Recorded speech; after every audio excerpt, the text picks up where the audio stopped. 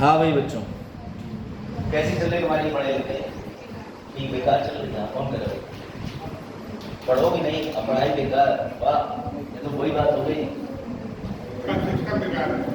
अच्छा चलो भाई शुरू करते हैं, फिर आ जाओ। ठीक है, अब देखो पहले प्रमुख न्यूज ये है, आप सभी को पता है कि गवर्नमेंट जीएसटी कलेक्शन करती है, पता है ना? अब जीएसटी आप में से वो लोग ज्यादा अच्छे से जानते होंगे जो व्यापारी हैं। अब आप लोग के अगर पापा कोई ऐसी शॉप या फिर व्यापार या बिजनेस रन करते हो तो आपने उनके मुंह से सुना होगा अरे ये जीएसटी की सरदर्दी है, जीएसटी जमा करनी। लेकिन जीएसटी अच्छे संकेत दे रही है अभी हमारे यहाँ। बेटा हुआ ये कि अप्रैल 2022 और अप्रैल 2023 के अंदर तो जीएसटी बढ़िया आई थी, यानी कि पिछले साल अप्रैल में अगर हम देखें तो कितनी जीएसटी आई है, जरा ध्यान देना, लिखते चलना साथ में। इससे क्वेश्चन बनेगा क्लिप्स में, पीसीएस में भी बन जाएगा। पिछले वर्ष अप्रैल 2023 में 1.87 लाख करोड़ का जीएसटी कलेक्शन हुआ था। बजाज जीएसटी की फुल फॉर्म गुड्स सर्विस। बताइए भाई, प्रत्यक्ष कर है या अप्रत्यक्ष कर? अप्रत्यक्ष। भारत में जीएसटी लागू कब से हुआ? 2016 से। 1 जुलाई 2017। अच्छा, जीएसटी संबंधी कौन सा अनुच्छेद में संशोधन करा था? इसमें भी करा था, ठीक है। कई सारे संशोधन करे गए थे। अब मेरी बात पर गौर फरमाइएगा जरा। पिछले साल कलेक्शन बेटा हुआ था इतना। अब मैं आपको ये भी बताऊंगा ये कलेक्शन बढ़ क्यों जाता है। सबसे बड़ी वजह तो यही है ना कि ये कलेक्शन बढ़ता क्यों है, ये तो सब बता देंगे कि इस वर्ष अप्रैल 2024 में पहली बार, ये भी ध्यान रखना, 2 लाख करोड़ के पार पहुंचा है। एग्जैक्ट की बात करें तो 2.1 लाख करोड़, ठीक है। नए वाले बच्चे समझना, जीएसटी का मतलब सरकार पूरे साल वित्तीय वर्ष के अंदर लोगों से कहती है टैक्स जमा करो जमा करो। तो व्यापारियों से कहती है जीएसटी दो जीएसटी दो। बेटा जीएसटी से क्या होगा, ध्यान देना दोनों बच्चों कि जीएसटी से केंद्र और राज्य में जो वितरण होता है उसमें आसानी आ गई। पहले आपको डबल टैक्स देना पड़ता था। जैसे मान के चलो शिवानी है, इन्होंने एक रजिस्टर खरीदा, उस रजिस्टर पे इन्होंने पैसा दिया दुकानदार को। अब उस दुकानदार ने पैसा किसे दिया? होलसेलर डिस्ट्रीब्यूटर को। तो पहले अलग था, जिस राज्य से लेके आए उस राज्य को अलग टैक्स देते थे, और जिस सेंट्रल एजेंसी ने बनाया वो भी अलग टैक्स देती थी उसी राज्य को जिसने बनाया। लेकिन अब एक ही टैक्स में पूरे भारत के अंदर चीजें कवर हो जाती हैं। तो बेटा याद रखिएगा, अप्रैल में पहली बार ऐसा हुआ है 2024 के अंदर कि 2 लाख करोड़ के बाहर पहुंच गया है। और ये हमारे लिए बड़ा अच्छी बात है, क्योंकि अब इससे आप एक चीज समझिए, अगर जीएसटी ज्यादा आया है इसका मतलब जो ज्यादातर लोग हैं वो चीजें खरीद रहे हैं। लालची बेटा ध्यान दे लो, बाद में पी लेना पानी, ध्यान दे लो, हो जाएगा सब। जीएसटी ज्यादा आने का मतलब ये है कि आप लोग ज्यादा गुड्स और सर्विसेज खरीद रहे हो। आप चाय की पत्ती ज्यादा खरीद रहे हो। क्यों खरीद रहे हो? क्योंकि आपकी तनख्वाह बढ़ गई है। तनख्वाह क्यों बढ़ गई है? घूम के बाद ये कहना चाह रही है निर्मला सीतारमण जी, क्योंकि सरकार ने नौकरियां और स्टैंडर्ड ऑफ लिविंग बढ़ा दिया, इनका ऐसा कहना है। और इस बार का वैसे भी बजट जो आया था, अंतरिम बजट जब मैं कवर करूंगा तो आपको बताऊंगा, उसमें तो इन्होंने ऐसी ऐसी चीजों के बारे में मेंशन कर दिया है कि टेबल टेनिस के, बैडमिंटन के खिलाड़ी बढ़ रहे हैं देश में। मतलब इसका बजट से क्या लेना देना? खिलाड़ियों की संख्या का बजट से क्या लेना देना?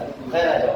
तो बेटा याद रखना, अब तक का सर्वाधिक रिकॉर्ड तोड़ जीएसटी कलेक्शन आ चुका है। याद रखिएगा, जीएसटी की पारिषदीय बैठक होती रहती है जो कि छमाही में होती रहती है। लास्ट मीटिंग कहाँ हुई थी ये देख लेना, गोवा दिल्ली प्रमुख स्थान होते हैं। बेटा ये याद रखिएगा, अगर गवर्नमेंट इस 2.1 लाख करोड़ रुपए से राज्यों को पैसा निकाल के दे भी दे तो भी केंद्र सरकार पे 1.92 लाख करोड़ रुपया बचेगा। इस पैसे से वो क्या करेगा? तो इस पैसे से स्कूल, कॉलेज, बिल्डिंग, परिषद, तुम्हारे लिए सब बनाएगा। बात है समझ? कितना कलेक्शन हुआ? 2.1 लाख करोड़। बेटा सरकार राज्यों को बांट दे उसके बाद भी सरकार पे कितना बचेगा? 1.92 लाख करोड़। और इस बार हमारे जीएसटी के अंदर हमने घरेलू उत्पादन बढ़ाया है, मतलब हम विदेशों में ज्यादा निर्भर नहीं रहे, हमने इंडिया के बनने वाले प्रोडक्ट को ज्यादा इस्तेमाल किया। तो अगेन ये आर्टिकल के माध्यम से मैडम कहना चाहती है, आ जाओ अगेन इस आर्टिकल तुम्हारा जीएसटी है। चलो खुश हो, अरे कोई हाँ जीएसटी में, चलो मैं रिपीट कर दे रहा हूँ, बच्चे जो सो भी रहे थे वो भी अब सुन लेंगे तुम्हारे। चलो बेटा ध्यान दे लेना, पेज ओपन करो, पेज बिना लिखे नहीं समझ आएगा तुम्हारे। जीएसटी के बारे में बता रहा हूँ मैं कि जीएसटी बढ़ा तो क्यों बढ़ गया, ठीक है। लिखते चलना बेटा और डायग्राम बनाते चलना। डायग्राम मैं भी डायग्राम बनाऊंगा आगे से। कल की स्लाइड का आधा पन्ना खाली रखेंगे, आधे पे डायग्राम बनाया करूंगा, सही है। बहुत बढ़िया लगता है ना। बिल्कुल। मेरे बचपन में टीचर ने मना कर दिया ड्राइंग अच्छी नहीं बनना, आज मैं पिकासो की बात होता हूँ। अब देखोगे ऐसा लग रहा है तो कैसे बैठ जाओ, बैठ जाओ, सही जगह बैठे, सही जगह बैठे, बहुत सही जगह, तालमेल बहुत अच्छा बैठे, ट्यूनिंग बहुत बढ़िया हो। तो कहेंगे राष्ट्र मिटा दो और उन कहेंगे कैसे, मेरे सवाल अगर पूछेंगे बता। चलो बच्चों ध्यान देना बेटा, जीएसटी का कलेक्शन हो गया है 2 लाख करोड़ के पार, और ये कलेक्शन के पीछे मैं तुम्हें कहानी समझा रहा था। अभी पिछले साल भी कलेक्शन हुआ था, तब भी रिपोर्ट आई थी कि 1.87 लाख करोड़ जीएसटी आ गया। तो बेटा ये क्यों आया, इसके पीछे की कहानी समझो। पहले तो ज्यादा आने से लाभ क्या हुआ, ज्यादा आने से ये लाभ है कि इसका मतलब आलोक ने चाय पत्ती खूब खरीदी है। और क्यों खरीदी, क्योंकि आलोक पे पैसा बहुत था। पैसा क्यों था, क्योंकि पैसे का मतलब सरकार ने इनको नौकरियां बहुत दे रखी है, भत्ते बहुत दे रखे हैं। तो जीएसटी यहाँ पर बढ़ाने से निर्मला सीतारमण जी कॉन्फिडेंस के साथ कह सकती है कि भारतीय उत्पाद में कस्टमर ज्यादा खरीदारी कर रहा है, तभी तो जीएसटी आया। भाई गुड्स पे दिया जाता है, सर्विसेज पे दिया जाता है। अब समझिएगा दूसरी बात बेटा, भारत में जीएसटी बनाया गया था ताकि राज्यों के बीच में और केंद्र के बीच में कर का डिवीजन आसानी से हो जाए।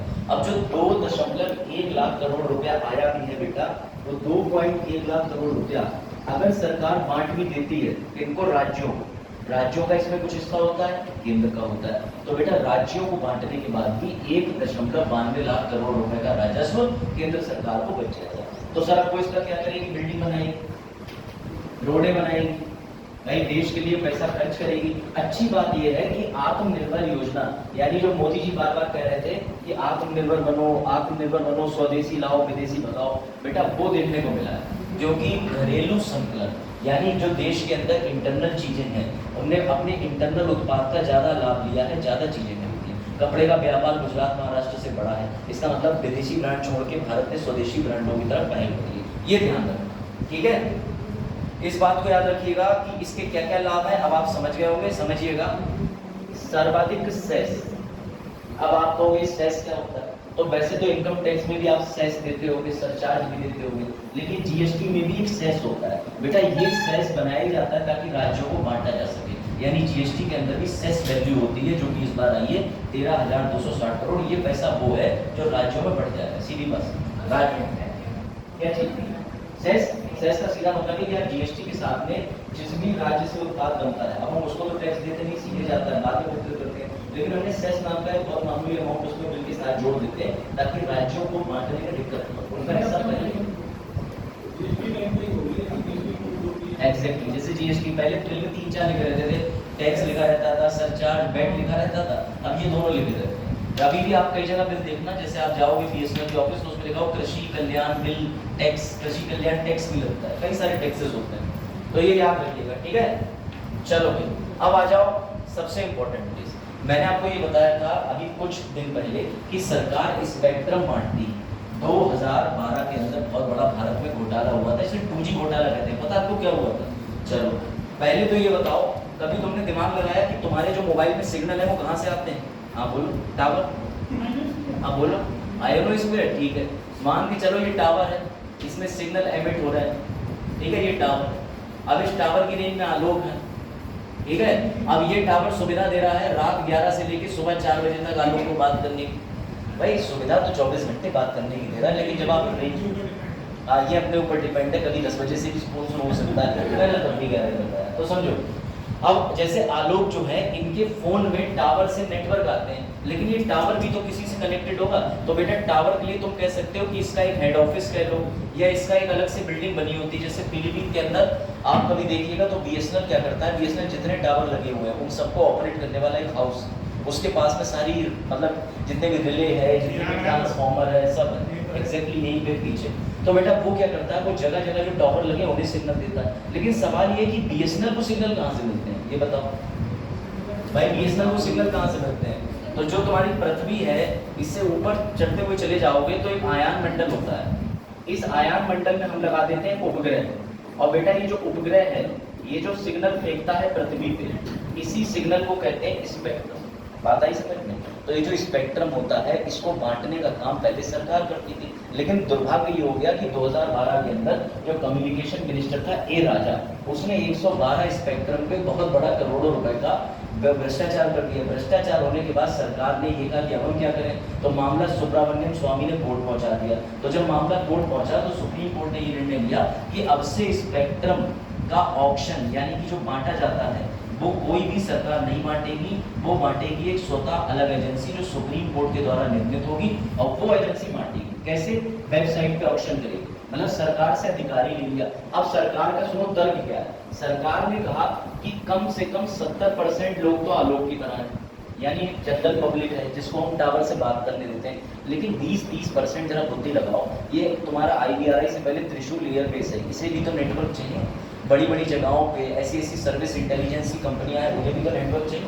उनको नेटवर्क अगर कोई प्राइवेट कंपनी या फिर जो वेबसाइट पे ऑक्शन लगेगा उसके माध्यम से अगर किया जाए तो फिर जाहिर सी बात है देश की सिक्योरिटी फर्क पड़ेगा। तो अभी 10 दिन पहले सरकार ने मांग करी कि कम से कम 10-12 या कुछ प्रतिशत हमें दे दो। तो सुप्रीम कोर्ट ने इस मामले पे केंद्र सरकार को कोई राहत नहीं दी, उन्होंने मना कर दिया साफ साफ। अब तुम कहोगे सुप्रीम कोर्ट ने मना कर दिया ना, डबल इंसल्ट। बेटा एक नियम है, कभी भी अगर आप कोई भी केस फाइल करेंगे बड़े कोर्ट में तो हाई कोर्ट और सुप्रीम कोर्ट में रजिस्ट्रार होते हैं, और ये रजिस्ट्रार छोटा मोटा आदमी नहीं है। सुप्रीम कोर्ट का रजिस्ट्रार बनने वाला वो व्यक्ति होता है सुप्रीम कोर्ट के अंदर सीधा बैठ जाकर और डिस्टर्ब कर पता है। देखो सुप्रीम कोर्ट का रजिस्ट्रार वो व्यक्ति होता है बेटा जो हाई कोर्ट का जज बनने की योग्यता लेके घूम रहा होता है, समझो इतना पावरफुल आदमी। तो रजिस्ट्रार के पास नियम होता है, जैसे लांशी ने एप्लीकेशन पत्र दिया कि भैया मुझे जो है अपना जाति निवास बनवाना, तो अब उस एप्लीकेशन बिल्कुल ओके होगी तभी तो जाति निवास तहसील से जारी होगा। अब जब तुम सुप्रीम कोर्ट में केस दर्ज करोगे तो तुमने फॉर्म सही से नहीं भरा, तो ये रजिस्ट्रार पहले चेक करता है। बेटा इसी रजिस्ट्रार ने केंद्र सरकार का स्पेक्ट्रम की मांग का केस ही ठुकरा दिया, और 15 दिन का समय मिलता है। उसने साफ कह दिया 15 दिन के अंदर प्रॉपर फाइलिंग करके लाओ। तो अभी तो मामला सुप्रीम कोर्ट ने सुना ही नहीं है, रजिस्ट्रार ने ठुकरा दिया। अब देखते हैं इसमें क्या मोड़ आता है। इस केस के अंदर क्या सरकार को स्पेक्ट्रम मिलेगा या सरकार को कुछ प्रतिशत स्पेक्ट्रम नहीं मिलेगा? मुझे लगता नहीं मिलेगा, क्योंकि सरकार थोड़ा मांगेगी फिर और ज्यादा मांगेगी। ये ध्यान दें, मिल जाएगा। अगर मिल जाए तो और बढ़िया।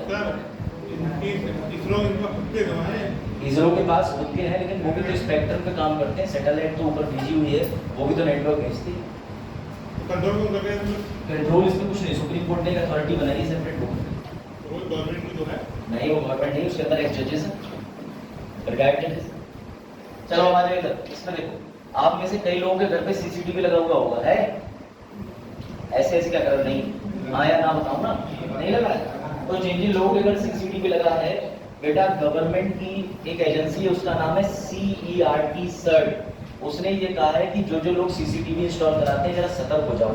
चाइना और जापान की कुछ संदिग्ध कंपनियों का ये बताया गया है कि आप तो अपने घर CCTV लगवा देते हो, वो यहाँ से बैठ के सारा डेटा चीन तक पहुँच जाता है, समझ गए? कई होटलों से निजी डेटा जो लीक होता है उसके जिम्मेदार यही कैमरे होते हैं। जरूरी नहीं हमारे होटल वाले ही, लेकिन ये भी जरूरी है कि भैया ऐसी जगह कैमरा कोई घर पे लगाए क्यों। तो अब इस पे द हिंदू इस एडिटोरियल पे एक बात आपको ये बताता है कि CCTV का प्रयोग कहाँ कहाँ होता है। CCTV मान के चलो BSF के बॉर्डर पे भी, CCTV किसी लैब में भी है, CCTV हमारे पार्लियामेंट के अंदर भी लगा हुआ है सुरक्षा के पहलू से, CCTV आपके घर में भी लगा हुआ है। तो अगर CCTV आप कोई ट्रस्टेड कंपनी का नहीं लगवाओगे तो ज्यादातर कंपनियां आपके आर्टिकल 21 की नीचे होगा, आपका जितना डेटा है वो इधर से उधर कर देंगी। तो इसलिए द हिंदू कहता है कि भैया CCTV खरीदते समय सतर्क हो जाए। सरकार ने बहुत सारी कंपनियों की सूची जारी करी है, इन सूचियों को पढ़ लेना। इन कंपनी के कैमरे अपने घर में मत रखना। सरकार ने कहा कि भैया ये जो लिस्ट है इसको पढ़ लीजिएगा, ठीक है? किसने जारी करी है? सर्ट, ये एक ऑर्गेनाइजेशन है ये, ठीक है? और चाइना और जापान पे ज्यादा आरोप लगा है। अब देखो आप में से कई लोग बड़े सौभाग्यशाली होते हैं जो जिनके जाने से पहले कोई ट्रेन चल जाती है, लेकिन कोई दुर्भाग्य अभागे भी होते हैं जो आज उस ट्रेन में बैठे कल से सरकार ने बंद कर दी। तो बेटा ऐसे ही हवाई जहाज में भी होता है। 54 विमान जो रजिस्टर्ड थे, किसके पास रजिस्टर्ड थे बेटा? गो फर्स्ट नाम की एयर विमान सुविधा देने वाली कंपनी है। अभी बीते दशक में भारत में जब से विजय माल्या किंगफिशर लेके भागा है तब से कई सारी जो एजेंसियां वो बंद हो चुकी हैं। ऐसी एक विमान उड़ाने वाली एजेंसी को पुनः बंद कर दिया गया है, उसका नाम है गो फर्स्ट। बेटा किसने बंद करा? DGCA ने। इसका मतलब है डायरेक्टर जनरल सिविल एविएशन, महानिदेशक उड्डयन विभाग। मंत्री कौन है इस विभाग के समय? हाँ, उड्डयन मंत्रालय के तो अधीन है। बहुत जाने माने फेमस आदमी है जिन पर आरोप लगा 1857 की क्रांति में इधर की उधर करने का। कौन है वो व्यक्ति? Very good. आदित्य ज्योतिराव सिंधिया इस समय कौन है? सिविल एविएशन मिनिस्टर भारत के, भूलना मत। अब तो कौन है? हाँ, एडिशनल चार्ज तो भाई मिलता ही है, लेकिन मेन इसी के सिविल एविएशन, ये ध्यान रखना। तो बेटा मंत्री जी की, आप कह सकते हो कि उन्हीं ने एक रेगुलेटरी बॉडी बनाई है, महानिदेशक सिविल एविएशन उड्डयन विभाग की। बेटा इसने 54 विमानों का पंजीकरण रद्द कर दिया। असल में भारत के अंदर जो विमान एजेंसियां होती हैं वो खुद के 54 नहीं लेके आती, वो क्या करती हैं, जैसे मान के चलो मेरे पास भी ट्रक घर पे खड़ा है, अब एक कंपनी ने सरकार से ठेका ले लिया 150 ट्रक का, तो उसने कह दिया भैया मेरे पास तो सिर्फ 10 ही ट्रक है, एक काम करो अपने 5 ट्रक तुम भी दे दो। तो ऐसे ही जो 54 विमान इधर उधर से गोफस्ट ने लिए थे, बेटा दिक्कत उन पे आ गई, क्योंकि उनका पैसा तो गया।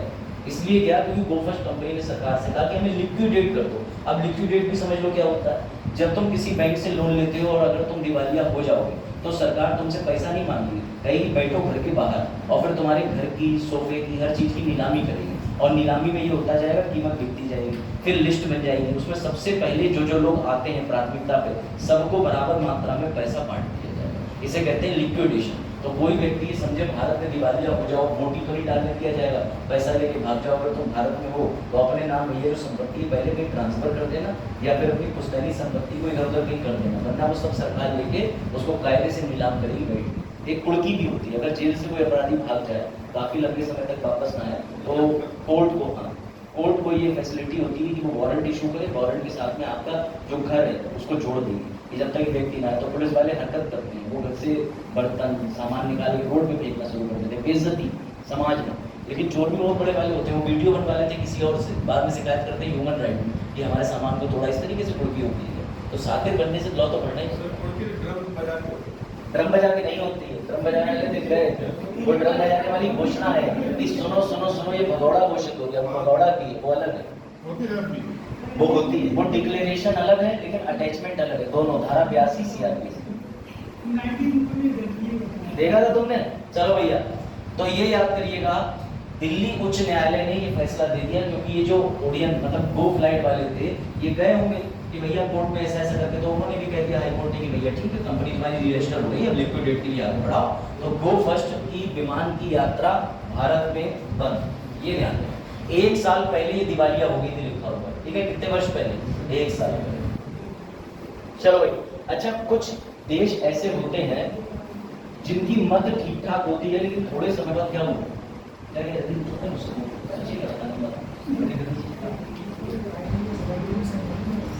रेगुलेटरी। चलो भाई देखो इधर, भारत और ऑस्ट्रेलिया, बेटा अभी तक हमारे संबंध ऑस्ट्रेलिया से बड़े अच्छे, और ऑस्ट्रेलिया से हमारे संबंध अच्छे क्यों थे? क्योंकि ऑस्ट्रेलिया का तुमने आज तक हम पे कोई पलटवार, कोई टिप्पणी नहीं सुनी होगी, उल्टा हम ऑकस, मतलब इंडिया तो ऑकस का भाग नहीं है। आपने ये भी सुना होगा कि यूके, यूएस ऑस्ट्रेलिया को और भारत भी अपनी तरफ से सहायता प्रदान कर रही है। क्यों कर रही है? क्योंकि बेटा जब भी चीन अटैक करेगा तो हम चीन को इधर से घेरना चाह रहे हैं। तो मैं तुम्हें थोड़ा नक्शे पे समझा देता हूँ, नक्शा देख लो, वैसे भी एचडी नक्शा आ गया, पता नहीं कहाँ से उठा लिया है एचडी नक्शा, यही है बट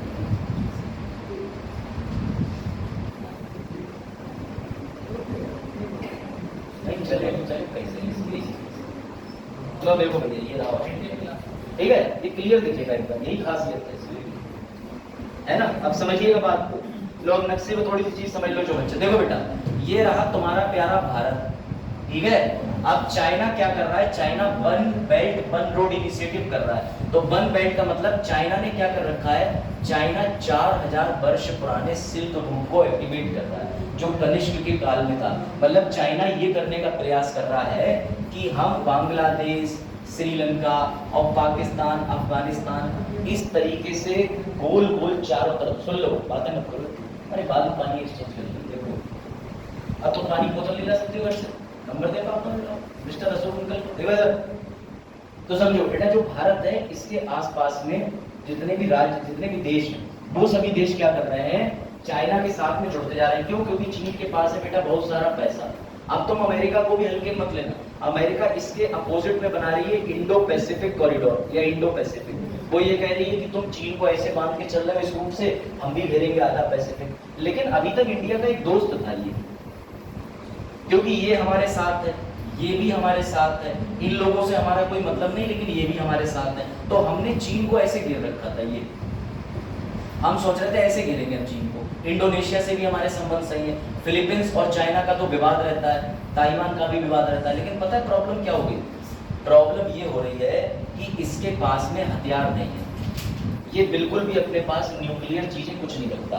मतलब इसने इस तरीके से कह रखा है कि मैं हथियार की मुझे जरूरत नहीं है, हमारे यहाँ जैव विविधता सबसे ज्यादा पाई जाती है, हम एक ऐसा देश है जो खुशहाल रहते हैं। तो इंडिया ने और अमेरिका ने बेटा क्या करा, इसको हथियार देना शुरू कर दिया। हथियार इंडिया ने इसमें पैसा लगाया, इंडिया ने कहा पनडुब्बी देंगे, अमेरिका ने कहा कि हम भी तुम्हें सशक्त कर देंगे। अब प्रॉब्लम ये आ रही है कि तुम इतनी मदद कर रहे हो ऑस्ट्रेलिया की, करते ही जा रहे हो, सोचो ऑस्ट्रेलिया तुमसे कट जाए। और यही समस्या देखने को मिली है कि ऑस्ट्रेलिया के अंदर जो राष्ट्रपति हैं वो हो गए पागल। अब वो कह रहे हैं कि इंडिया ने, उन्होंने तो नहीं कहा लेकिन उनका एक सरकारी अखबार आता है जिसका नाम है ABC, ठीक है, ऑस्ट्रेलियन ब्रॉडकास्टिंग कंपनी, उसने अखबार में निकाला कि भारत ने ऑस्ट्रेलिया के अंदर अपने कम से कम 50, 60, 70, 80 जासूस प्लांट कर रखे थे जो सारी जानकारी भारत भेज रहे थे। हमने उन जासूसों को पकड़ पकड़ के फटाफट इंडिया वापस भेजा है, ये अखबार ने कहा है। लेकिन समस्या ये, वो सरकारी अखबार है।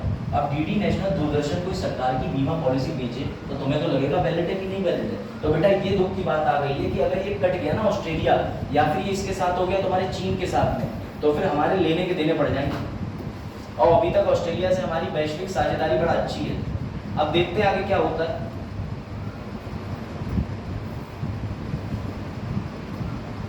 चलो भैया जाओ। तो ये याद रखिएगा, ऑस्ट्रेलिया का सरकारी ब्रॉडकास्टिंग चैनल है ABC, ठीक है।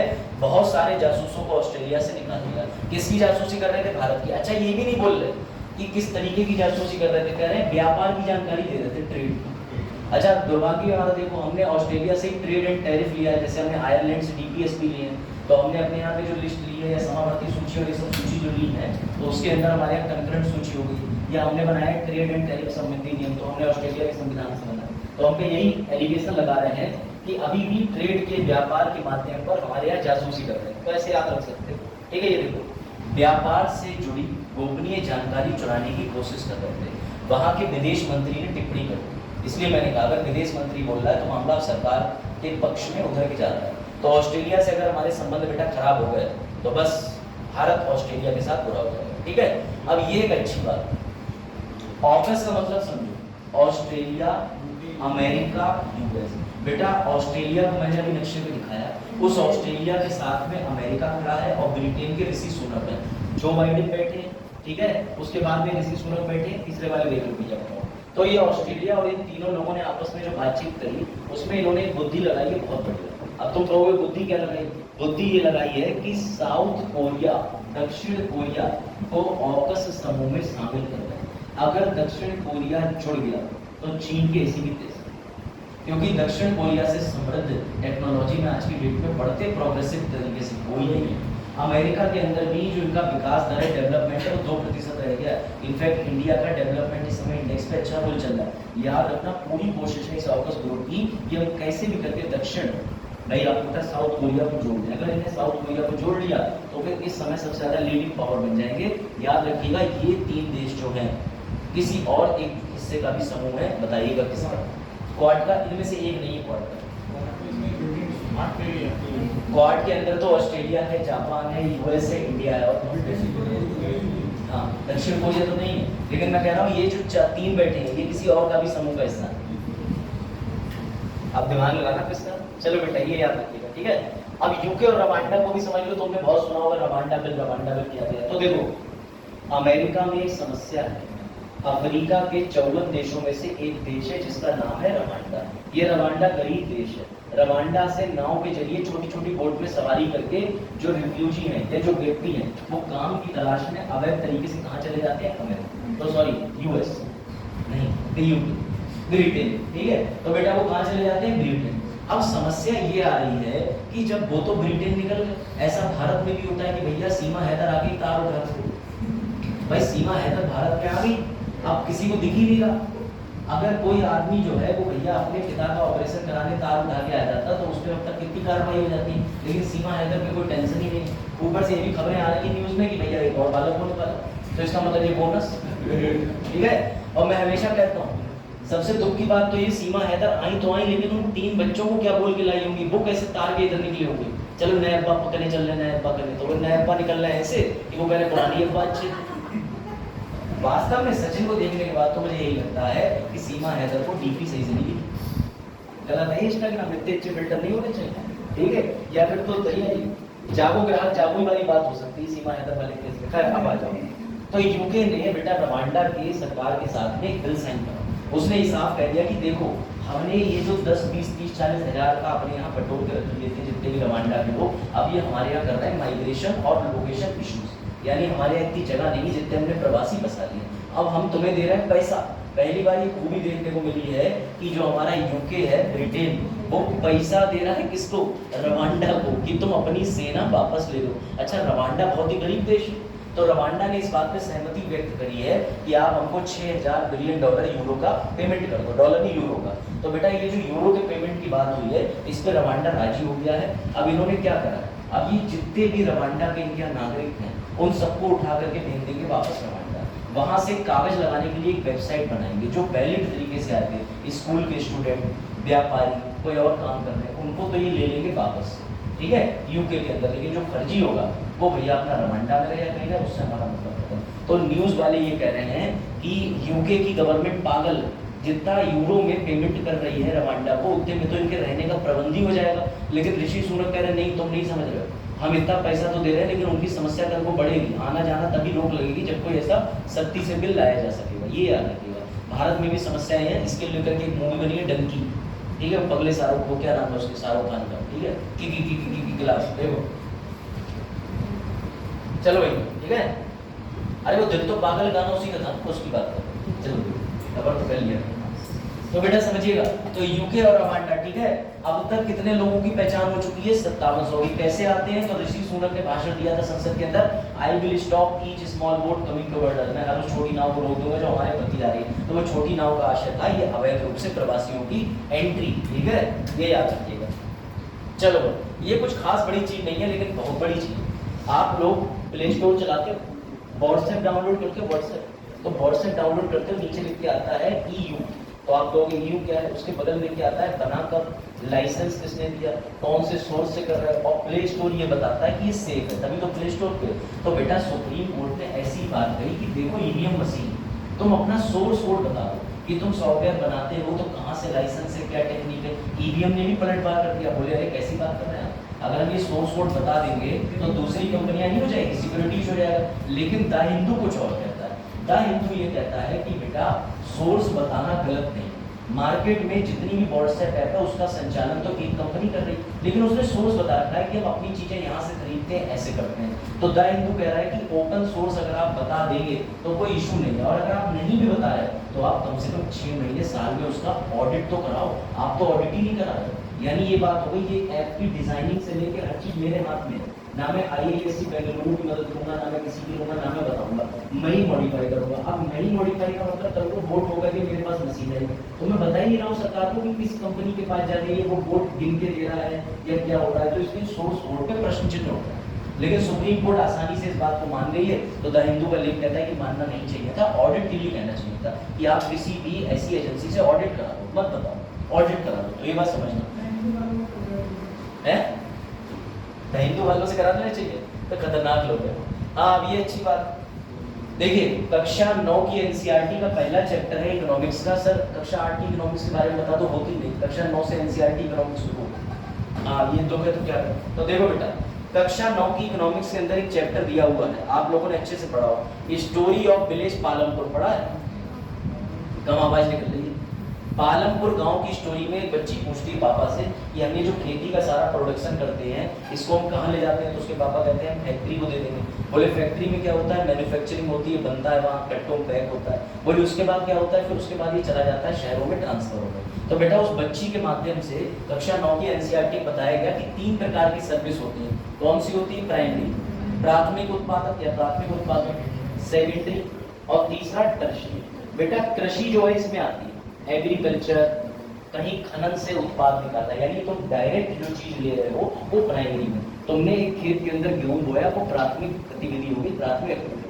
अब उस गेहूं को ले जाकर के तुमने दे दिया, उसका क्या बन रहा है, बिस्किट बन रहे हैं, कुछ भी आइटम बन रहा है, तो वो किसके अंदर आ जाएगा, सेकेंडरी में। सेकेंडरी के अंदर आ जाता है मैन्युफैक्चरिंग, और इस मैन्युफैक्चरिंग को गांव 1, गांव 2, गांव 3, गांव 4 यानी सिटी टाउन शहर में बांटने के लिए जरूरत पड़ती है टर्शरी की, जिसे कहते हैं सेवाएं। अब बेटा इसी सेवाओं के अंदर एक चीज और आती है जिसको कहते हैं कंप्यूटर।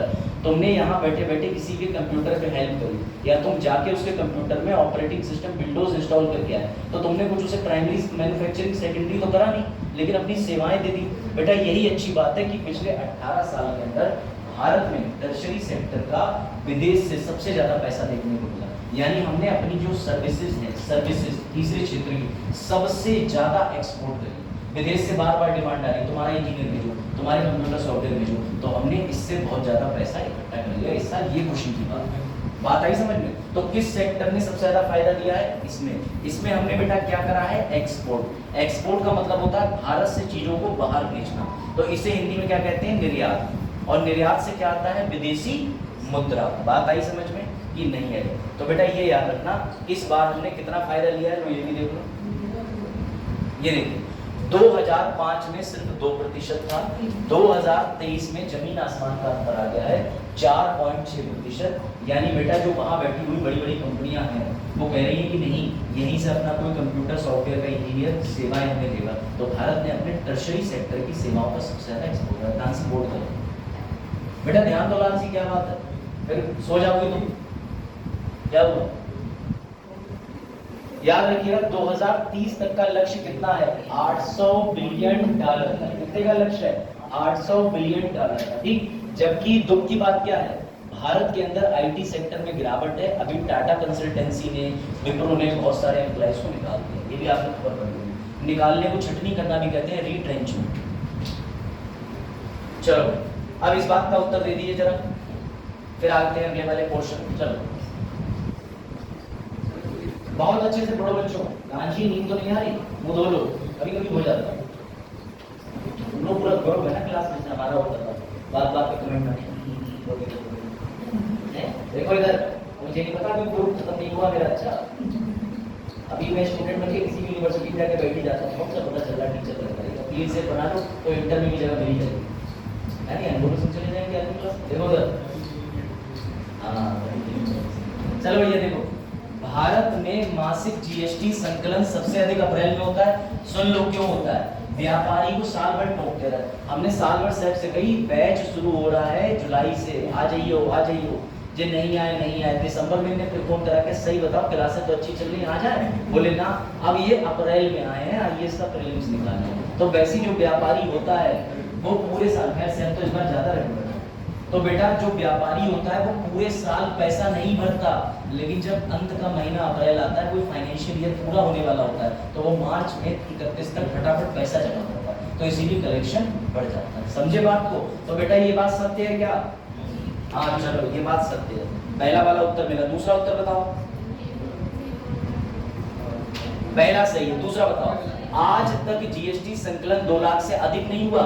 सर गलत, अभी हुआ है 2024 के अप्रैल में। कितना हुआ है? 2.1 लाख। तो ये दूसरा पॉइंट गलत हो जाएगा। ऐसे ही क्वेश्चन बनते हैं अभी और, ये भी तो बताओ। इसके दोनों सही, दोनों सही बिना पढ़े बता दिए। भारत ऑक्यूस का सदस्य है। ऑक्यूस का एक लक्ष्य ऑस्ट्रेलिया की सुरक्षा को बेहतर बनाना, बिल्कुल, क्योंकि इसका नाम ही क्या है? ऑस्ट्रेलिया। और इसका अमेरिका, इसका ब्रिटेन। तो बेटा ऑस्ट्रेलिया को सशक्त उल्टा बोल दिया क्या? आज हो गया कुछ यूके यूएस। चलो यूके माने ब्रिटेन, यूएस माने अमेरिका, ठीक। तो बेटा याद रखिएगा इसका ये वाला पॉइंट गलत है, ये वाला पॉइंट सही है। और ये लो, इसमें जो मेन क्वेश्चन बनेगा, इस क्वेश्चन को एक बार पढ़ लो, घर से लिख लेना।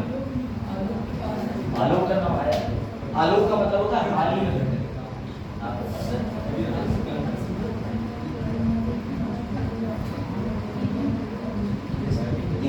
ये जाहिर सी बात है, इतने पर ऑस्ट्रेलिया पे अपना कई कब्जा बनाएंगे। देखना मैं तो कह रहा हूं नाटो ज्वाइन करो, चाइना रशिया से ईरान से नहीं जुड़ रहा है। ईरान को पैसा भी होगी, भारत क्या निकलेगा? भारत अगर नाटो ज्वाइन करेगा बाजार, तो उसके पीछे हमें अपनी जो सीमा थी उसमें अमेरिका की आर्मी बैठानी पड़ेगी और उनके हिसाब से चलना पड़ेगा। और जब भी अगर बेटा नाटो, इंडिया नाटो क्यों नहीं ज्वाइन कर रहा, वो सुन लो बजाते गौरवोत्तर, कभी धोखे से स्वीडन पे हमला कर दिया रशिया ने, तो यहाँ से भी तुम्हारी CISF BSF की टुकड़ी जाएगी, सही दोनों, नहीं समझे। और ये वो लोग करना नहीं चाहते, क्योंकि गांधी जी को इसीलिए सार्जेंट कहा था, भैया विश्व युद्ध के दौरान उन्होंने सेनाओं में जाकर के कहा कि दुश्मन की दुश्मनी, मतलब दुश्मन जब इस समय खतरे में है तो मदद करनी चाहिए, तो उन्होंने सेना के जितने जवान शहीद करा दिए, और जो भारतीय सैनिक विश्व युद्ध में लड़े थे उन्हीं की याद में हमने बनाया दिल्ली गेट। दिल्ली गेट पे जितने नाम लिखे हैं वो द्वितीय विश्व युद्ध में भारतीय सैनिक जो शहीद थे उनके नाम लिखे हैं, कभी भी देखना जूम करके सबके नाम। हाँ ठीक है, तो ये चीज समझ में किसको करेगा? भारत नाटो ज्वाइन करता है 1% तो चाइना पे उसका असर पड़ेगा। चाइना पे उसका बजाय कोई असर नहीं पड़ेगा, चाइना से कोई लेना देना नाटो का है ही नहीं। भारत पे अटैक होगा चाइना द्वारा, भारत पे अटैक होगा चाइना द्वारा, और तुम चाइना से सेव करना चाह रहे हो, तो उसके अलावा हमारी वैसे भी बहुत सारी संधि है, हमारा RIC एग्रीमेंट भी है, इसके अलावा चिंता ना करो, चाइना ऐसे अटैक नहीं करेगा। और चाइना अटैक करेगा तो करो, न्यूक्लियर सेक्शन तो हम भी है, तो खुल के कराओ, निपट लो। वो 1962 नहीं है, 24 है। चलो CTBT LPT धरा रह जाएगा, जैसे रसिया ने एक भी नहीं मानी, हम भी नहीं माने। इस बार तो एस जयशंकर है, वो तो चुपचाप से हल्के से जाएंगे, रातों रात तो 10 देशों में मित्रता बनाएंगे, लेकिन हम तेल हमने जमा कर लिया है रसिया से खूब ज्यादा लेके, तुम्हें हम बेचेंगे उड़ा। चलो भैया, चलो भाई बताओ इसका उत्तर, कौन है प्रमुख एडमिरल के रूप में? पहले तो आप ये बताइए कि 25वें 26वें कौन से हैं जो सेना के अंदर प्रमुख बने हैं। सेना का मतलब यहाँ नौसेना, यहाँ नौसेना में एक पद होता है, आपको पता है, इसे चीफ कहते हैं, मेन, जैसे वाइस एडमिरल है वो एडमिरल है। इस समय मैंने बताया था कौन बने अभी नए, बेटा दिनेश कुमार त्रिपाठी 26वें नंबर के, 25वें कौन से थे? वेरी गुड, ये अरे बच्चों ये 26 में नहीं है, ये उप है, उप बेटा, एक होता है राष्ट्रपति, एक होता है उपराष्ट्रपति, ये उप वाले हैं, उप वाले, इसीलिए मैंने कहा बेटा इनका नाम है कृष्णा स्वामीनाथन। उप वाले भी 26वें नंबर के नहीं, उप वाले कहां से 26वें नंबर के हो गए? वो नहीं है।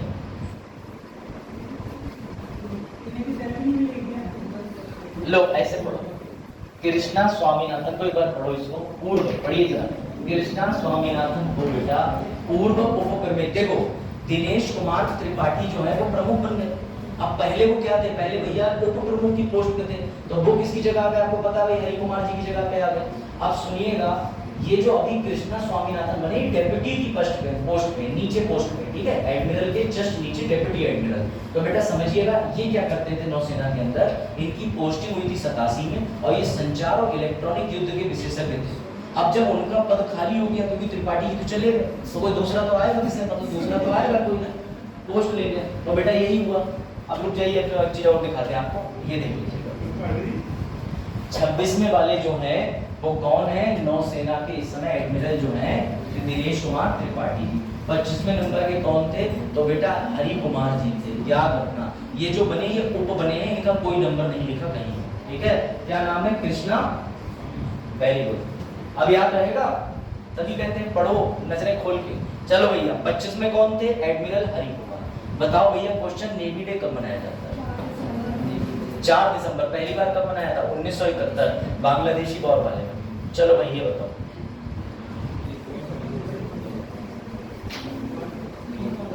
क्या उत्तर होगा इसका? बेटा ये बैडमिंटन की वर्ल्ड जूनियर चैंपियनशिप 3 होती है, 3, उसमें से ये पहली वाली हो गई है। अभी और बताता हूँ, तो अभी ये जो BWF वर्ल्ड जूनियर चैंपियनशिप हुई है 2025 में होगी, लेकिन किस राज्य में होगी? असम उत्तर में नहीं, असम कहाँ से ले लिया? अच्छा पूरा नाम ले रहे, वाह। तो थोड़ी देर में क्रिकेट स्टेडियम 16 खिलाड़ी देखो इधर, गुवाहाटी उत्तर ठीक है। तो बेटा याद रखिएगा ये 2025 में होगी, लेकिन ये भी चीज समझ लीजिएगा बड़े अच्छे से। इसके 3 कप होते हैं, एक होता है जूनियर चैंपियनशिप, एक होता है थॉमस, और तीसरे पे ओबेरॉय। तो अभी सिर्फ जूनियर चैंपियनशिप का नहीं बताया हमने, वो दोनों कप भी कहाँ आयोजन होंगे 2026 में, ये भी हमने बता दिया। यानी 2025 वाला बेटा कहाँ करा जाएगा? गुवाहाटी, असम। और ये दोनों कहाँ होंगे? इनमें से एक तो होगा डेनमार्क में और दूसरा कहाँ पर आयोजन किया जाएगा, दूसरा और तीसरा वो भी डेनमार्क। ये मत भूलना। ये वाली चैंपियनशिप का आयोजन सबसे पहले कब कराया गया था, पुणे में। आप लोगों को मैं तुम्हें बता दूं,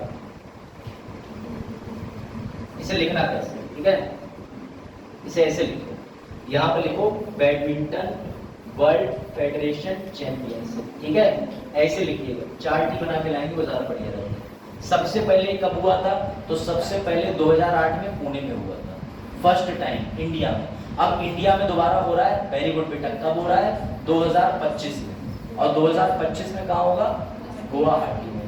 बेटा ये जो है इसकी 3 श्रेणियां होती हैं, एक जूनियर वाला होता है, दूसरा कब कौन सा है,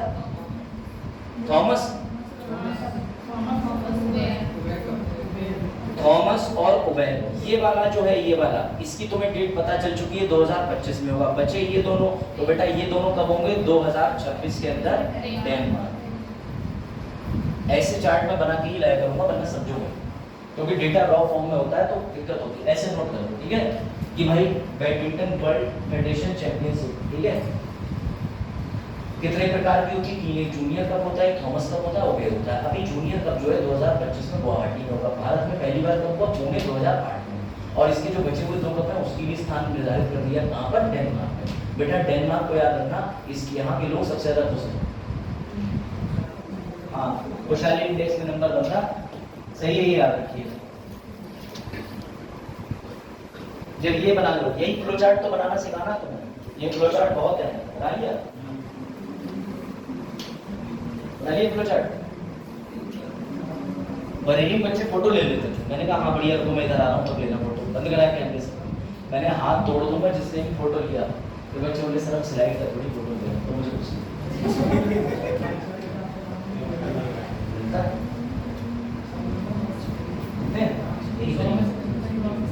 अब यूनिवर्सिटी में एग्जाम जो होते हैं वहाँ भी फ्लो चार्ट है। मैं तो ये फ्लो चार्ट बना बना के टॉप मारूं, ऐसी थोड़ी गवर्नर मेडल मिला, तो मैं बच्चे भूल भी गए, चलो याद है, खट्टे मोटी घर पे लगा लेना सही। अब इसके बारे में समझ लीजिए बेटा, इस संस्था का भी ऑफिस देख लो कहाँ है। इसका संस्था का जो ऑफिस है कुआलालंपुर मलेशिया। ये कब बनी थी भैया, बैडमिंटन खेलने वाली चैंपियनशिप 1934। तो भैया बहुत पुरानी संस्था है, हल्के हाथ समझ लेना, समझ गए। इसका क्या नाम है बेटा, बैडमिंटन वर्ल्ड फेडरेशन। तुम तो सिर्फ घर पे चिड़िया बिल्ला खेल रहे हो, देख रहे हो, कुआलालंपुर में पूरा ऑफिस बन गया। कौन है इसके भैया, तो टेकन 3 के खिलाड़ी जो थे बच्चे, तो कभी नहीं नाम भूलेंगे इसके अध्यक्ष का, वर्ल्ड जिनने टेकन 3 खेला, बाउल, कभी नहीं भूल, पुरानी यादें ताजा हो गई। तुम लोग सब मेरी उम्र के सब झूठ बोलते हो, टेकन 3 पता है तुम्हें, जब हम 9वीं 10वीं में थे तब हम बंक मार के जाते थे, अभी भी चल रहा है देखा। अब वो कहना अभी भी चल रहा है, गेम की बात हो रही है, गेम की, चलिए पता, अरे पता मुझे नहीं चल रहा, मैं तुम्हें ठिकाने बता रहा हूँ। एक तो आवास विकास में पीछे जो चक्की पड़ती है वहाँ चल रहा है, जेके डीजे वाले चलाता है, उसके घर पे भी उसने बोर्ड प्रॉपर बन रहा है। अरे बहुत बढ़िया खिलाड़ी, यूसुफ मिसू की आत्मा निकाली तो सो लेते। अब 3 की पटकी है 36, हाँ सही है मेरे पास कंप्यूटर में उसका वर्जन आज भी सेव है, मैं एक सिस्टम पे खेल लूँ। पेटी का हेड निकाल हुआ था, कॉम्बो। चलो इधर देखो, नीना के बारे में पता नहीं क्या। चलिए बेटा, अरे नीना और है ना उसके से दो ही तो कैरेक्टर भी अच्छे बने। 1 मई को बताओ, चलो इधर, 1 मई को डीआरडीओ ने, ठीक है, स्मार्ट रेंजिंग बेटा, ठीक है, surface to air missile ranging, ठीक है, इसका टेस्ट है टॉर्पीडो मिसाइल है। अब तुम कहोगे टॉर्पीडो क्या होती है बेटा, समुद्र की विशेष श्रेणी की मिसाइल जो एक नाव से छोड़ के दूसरी नाव को उड़ाते हैं, वो टॉर्पीडो टेस्ट है। तो ऐसी टॉर्पीडो मिसाइल का सफल परीक्षण कहाँ करा, तो इसमें से जब टॉर्पीडो वर्ड पता चल गया तो समुद्र या नदी के आसपास करेंगे, तो इनमें से खुद देख लो। अब 3 जगह डाउट है, ओडिशा, गुजरात। अब ओडिशा इसका उत्तर, वेरी गुड बेटा, ये रहा जो तुम लोग सोच रहे हो भैया। एपीजे अब्दुल कलाम साहब को ट्रिब्यूट देने के लिए किस आइलैंड का नाम बदला था, व्हीलर द्वीप का नाम बदल के कर दिया था एपीजे अब्दुल कलाम साहब ने। बेटा इनके जैसा ना कोई आज तक पैदा हुआ और ना पैदा हुआ। ग्रेट पर्सनैलिटी, ग्रेट विचार। वो तो भारत का मतलब इन्होंने खैर अपनी एज पूरी की और इन्हें राष्ट्रपति बनाने के पीछे भारत का भी उद्देश्य था, वरना इनके जैसे साइंटिस्ट को लेने के लिए जंग हो रही थी ऐसी स्थिति से। तो इनके लिए ऐसे पद पे रखना जरूरी था कि इंडिया के अंदर मिसाइल मैन कहा जाता है। इन्होंने इंटीग्रेटेड मिसाइल प्रोग्राम चलाया था जिसे कहते हैं पृथ्वी अग्नि त्रिशूल नाम आकाश वाला सिस्टम। तो बेटा डीआरडीओ का ऑफिस कहाँ है? नई दिल्ली। डीआरडीओ कब बनी? 1958 में। बेटा डीआरडीओ जानी जाती है मिसाइल्स के लिए, इसरो जानी जाती है सैटेलाइट्स के लिए, मत भूलना, ठीक है बच्चों। और ये देखो ये है वो मिसाइल। इस मिसाइल का नाम है स्मार्ट एंटी सबमरीन, यानी जब भी कोई युद्ध पोत सबमरीन जो होती है तो सबमरीन हमारे ऊपर अटैक करने के लिए आएगी, हमें सबमरीन ही उड़ानी है, तो हम ये मिसाइल जो है इसको सीधे उसके ऊपर छोड़ देंगे तो वो सबमरीन ही बढ़ा हो जाएगी। तो याद रखिएगा इसकी खासियत देख लीजिए, ये किस तरीके की मिसाइल है, कितना वजन ले जाया जा सकता है। तो बेटा ये याद रखना 643 किलोमीटर तक चल सकती है। कम है, कम है। इसकी फुल फॉर्म भी लिखवा दे रहा हूँ, इसकी फुल फॉर्म आपको बताऊँ, रुक जाओ। इसकी फुल फॉर्म है, स्मार्ट की फुल फॉर्म है भैया ये लो, सुपरसोनिक मिसाइल असिस्टेड। लिखो लिख लो। ये जो ऐसे क्वेश्चन होते हैं वो हल्के मत लेना, ये यूपीएससी डायरेक्ट पूछता है सीधे सीधे, वन लाइनर पूछ लेता है। ऐसे कई क्वेश्चन है जो यूपीएससी एनवायरनमेंट साइंस टाइप में एक ही लाइन में पूछता है। अभी जेएन-1 वेरिएंट चर्चा में है ना कोविड का, जेएन-1 वेरिएंट पूछ ले। और जो आपकी क्या कहते हैं कंपनी है, ठीक है, उसके बारे में पूछ लेगा, कोविशील्ड की कंपनी बताओ किस यूनिवर्सिटी के साथ मिलकर, एस्ट्राजेनेका। तो एस्ट्राजेनेका के बारे में यूपीएससी प्रश्न जरूर पूछेगी बेटा, मुश्किल है एस्ट्राजेनेका के बारे में पूछेगी, अब हम देख लेंगे क्योंकि इस वजह से पूछेगी। मेंस में तो क्वेश्चन मिल जाएगा थोड़ा सा फिलोसॉफिकल, कुछ नहीं पता यूपीएससी का तब प्रिंटिंग हो जाए। ऐसे भी पेपर लीक के मामलों के चक्कर में ऐसा ना हो 2 दिन पहले ही छपा रही हो रात में, लेकिन खैर बात तो मैं ठीक महीने भर तो पहले समय होता है। तो याद रखना बेटा स्मार्ट का supersonic missile assisted release of torpedo system. Torpedo का मतलब ये होता है, अभी टॉर्पीडो भी दिखा देते हैं, लिख लिया स्मार्ट, ठीक है। कौन कह रहा है सब मिसाइल की बात नहीं होगी, देखो ये रहा टॉर्पीडो। हाँ, तो अपनी सबमरीन के अंदर सिस्टम इंस्टॉल करो। बेटा सबमरीन किस प्रणाली पर कार्य करती है? सोनार, साउंड एंड नेविगेशन रेडियो।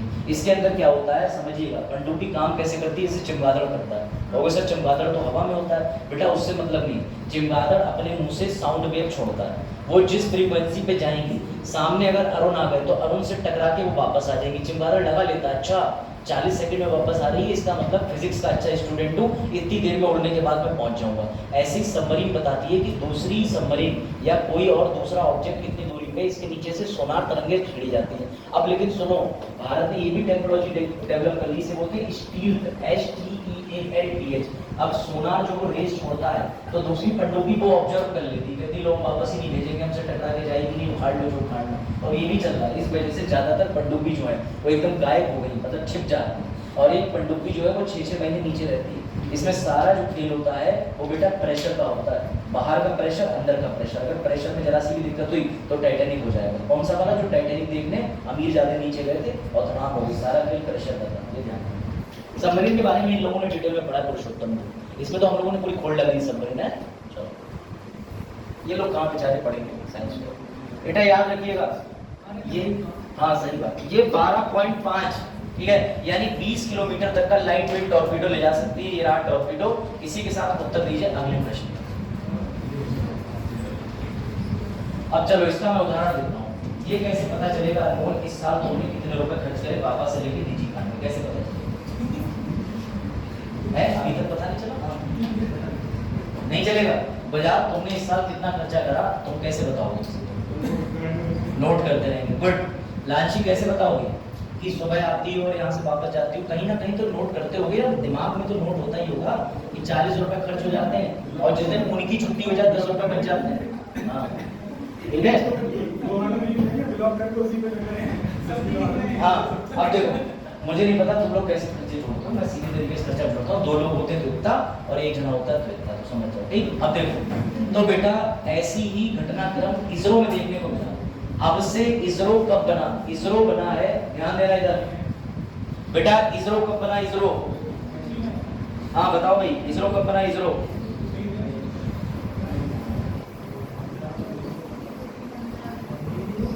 कहाँ इसका हेडक्वार्टर कहाँ है? बेंगलोर। बेटा जब से ये बना है तब से सरकार ने कहा कि ये साइंटिस्टों, ये बुद्धिमत्तों, जरा एक बार रिपोर्ट दे दो कि हमने कितने उपग्रह लॉन्च करे, हमने कितने उपग्रह बचाए लिए। तो भैया इसरो जब से बना है बेटा, इसका उत्तर भी लिख लीजिए, इसका उत्तर है इसरो। इसरो ने हाल ही में कौन सी रिपोर्ट जारी करी है? ISSAR। सर रिपोर्ट का नाम पूछा जा सकता है? जी हाँ लिख लो, Indian space situational assessment report. लिखो इतना। क्या लगता है अब तक इसरो ने कितने छोड़ दिए होंगे? मैं रेंज दे रहा हूँ, 100 से 150 के बीच में, 150 से 300 के बीच में, 300 से 1000 के बीच में। क्या लगता है? बिल्कुल सही है सर। ये लोग कह रहे हैं 127 और बिल्कुल ठीक है बेटा 127। अब और तुम्हें अभी लेवल आगे लेके जाऊँ, बताओ इसमें से भारत ने खुद के बनाए कितने छोड़े और विदेशियों कितने छोड़े? 8 भारतीय के। अच्छा, और अब तक 8 ही छोड़े। कितने कितने बताओ?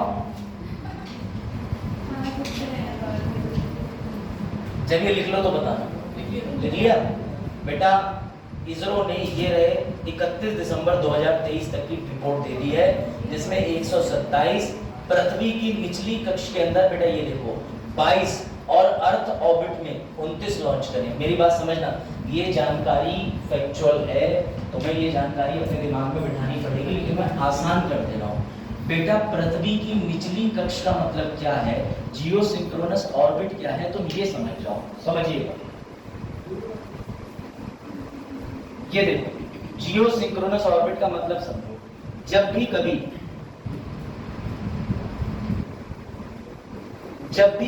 इस मूवमेंट पे कोई सैटेलाइट घूमेगी तो वो जियो सिंक्रोनस है, इस मूवमेंट पे घूमेगी तो PSLV है, पोलर वाली। ठीक है, ये सुना होगा GSLV PSLV लॉन्च करते हैं। तो बेटा हमने इस यहाँ पर घूमने वाली अब तक 29 भेज दी। कितनी भेज दी है? 29। समझ गए? यहाँ पर की संख्या मान लो 21, 22 21 है, देखना 22। तो बेटा यहाँ 22 भेज दी। ये हमारी भारत की खुद की बनाई हुई है। अब दूसरी चीज ये आ जाएगी बेटा, ये चीज भी समझ लो। ये क्या होता है, मैं कई बार बता चुका हूँ। पृथ्वी की सतह से 3 होते हैं ये, जैसे मान लो ये पृथ्वी है, इससे 2000 किलोमीटर ऊपर जाओगे तो क्या मिलेगा? लियो। 20000 किलोमीटर जाओगे मियो, 35786 किलोमीटर जाओगे जियो। अब यहाँ लियो पे छोड़ने के लिए क्या काम आता है? SLV ASLV, इससे ऊपर PSLV, अब PSLV से ऊपर GSLV, और GSLV में हम अभी ज्यादातर लॉन्च कर रहे हैं मान। इस तरीके से काम करती है, अलग अलग रेंज पे जाने के लिए अलग अलग तरीके के नीट भार वाले, यानी जो वजन ले जाने में सक्षम हो, ऐसे रॉकेटों का प्रयोग करा जाता है। सबसे ज्यादा वजन ले जाने वाला रॉकेट इस पूरी पृथ्वी पे जो है वो फैल्कन 9 है, जिसे इलॉन मस्क ने बनाया है। वो कहाँ से? तो भैया जॉन F कैनेडी नामक जगह USA में है, जहाँ से वो लॉन्च करते हैं। जैसे हमारे यहाँ श्रीहरिकोटा है, वैसे वहाँ कैनेडी स्पेस स्टेशन जो कि निजी। कौन लॉन्च करता है? Elon Musk. इलॉन मस्क कौन? दुनिया का सबसे अमीर आदमी। उसकी कौन सी कंपनी? स्पेसएक्स। दूसरी कंपनी टेस्ला, तीसरी कंपनी ट्विटर, और भी बहुत, हाइपरलूप। ये बात आई समझ में? तो बेटा अब उस चीज पे वापस आ जाओ, नोट करना है, अभी करा दे रहा हूं। इस रिपोर्ट में इसरो ने क्या बताया? कितनी भेजे? 127 भारतीय उपग्रह लॉन्च करें। ये पहली बार रिपोर्ट आई है, प्रश्न तुम्हें मिलेगा ही मिलेगा, इसलिए इस बात पे विशेष बल देना। ठीक है, चलो भाई इसका उत्तर दे दो। क्या होता है ग्रीन टैक्सोनॉमी? सोना नहीं, बहुत ध्यान से सुनना, ही बड़ा इंटरेस्टिंग। हाँ, what do you mean by green taxonomy? बेटा टैक्सोनॉमी का मतलब क्या जानते हो? इसका क्या नाम है? कौन सी स्पीशीज की टैक्सोनॉमी होती है? सर सेकंड है, फर्स्ट आया हूं मैं। अच्छा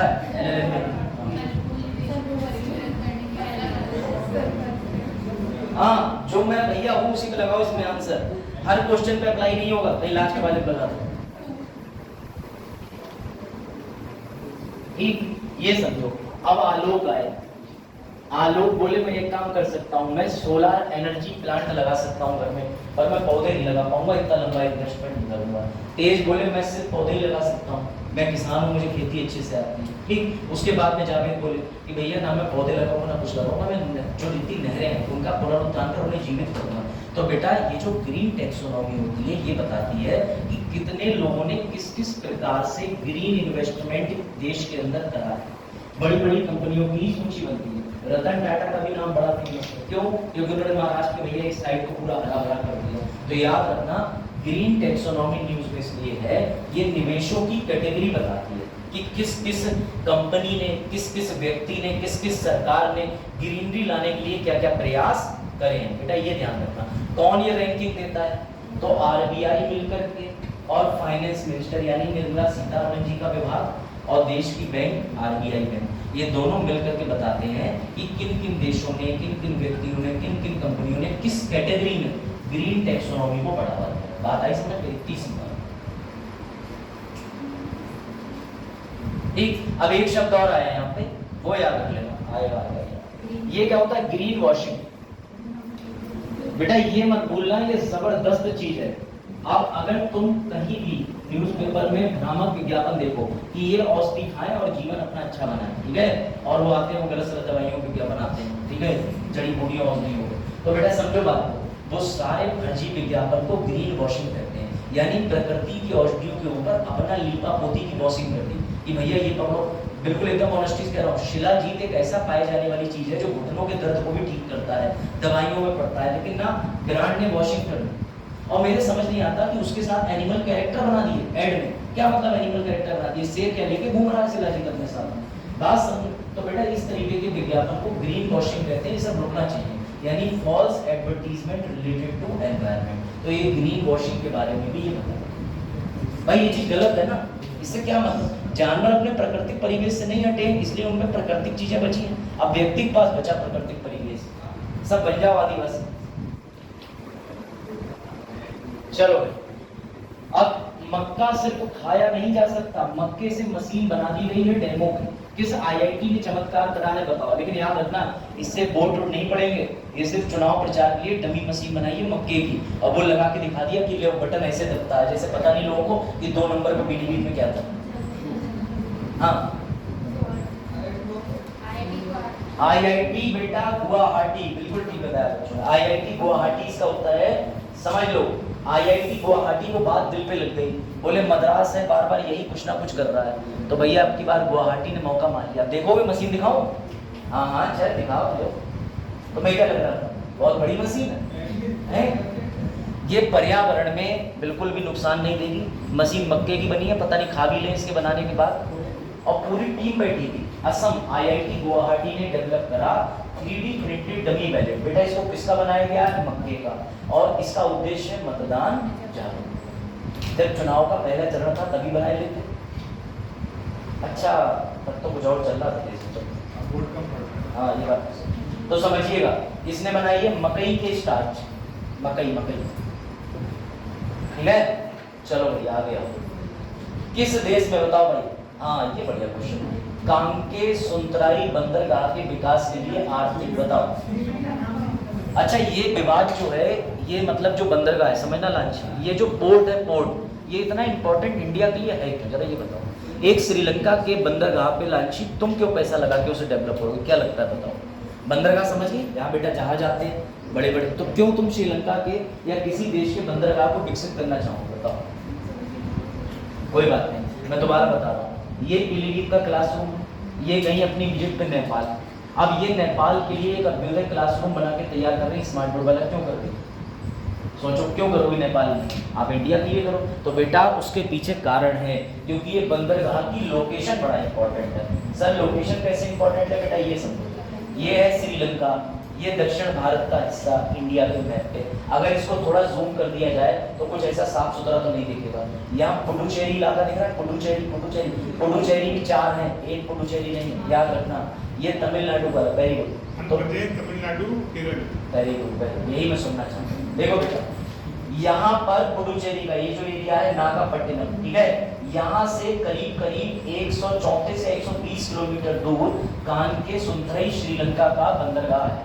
श्रीलंका के अधीन इस बंदरगाह के तल को कोई और चीन या कोई देश आके डेवलपमेंट करने लगा तो वो भारत के बहुत करीब आ जाएगा, 100-120 किलोमीटर। तो किसका कर्तव्य है बचाना उस जगह को? इंडिया का। तो इसलिए बेटा इस श्रीलंका के बिल्कुल नजदीक के बंदरगाह पे इंडिया ने शरण में ले लिया है और डॉलर भी खर्च कर दिया। समझ गए बात को? तो ये ध्यान रखना। जरा इसमें ये दिखाऊं कितना पैसा, 6.15 करोड़ डॉलर प्रदान करेगा। ठीक है, पुडुचेरी के कराईकल 104 किलोमीटर की दूरी है, मात्रा बताओ तो तब भी 120 बोलते, तो 104 किलोमीटर की दूरी, ताकि इंडिया में कोई श्रीलंका की स्ट्रेटेजिक लोकेशन का लाभ न ले सके। चलो भाई, एक और दुख की घड़ी, ये भी बताओ, अकबरगंज रेलवे स्टेशन किस भारत के जिले में है? अमेठी। अब ये तो समझ ही गए होगे, इसका नाम बदल दिया, नीचे लिखा है, बजा आपने सही पढ़ लिया, बाकी सारी चीजें सही कर लेंगे। चलो अब नाम बताओ, नाम अकबरगंज जो है ये अमेठी में है, इसका नाम बदल के क्या कर दिया, माँ कालीकन धाम स्टेशन। क्या होगा? अच्छा, माँ अहोरबा भवानी धाम स्टेशन है। चलो ये कह रहे हैं सी, अब रुक जाओ,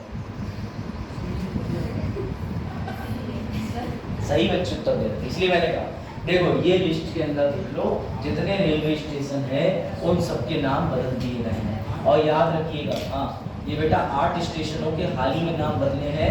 पूछेगा कासिमपुर हाल्ट का नाम क्या कर दिया, तो बेटा जायस, जायस जगह का ही नाम क्या कर दिया, गुरु गोरखनाथ धाम।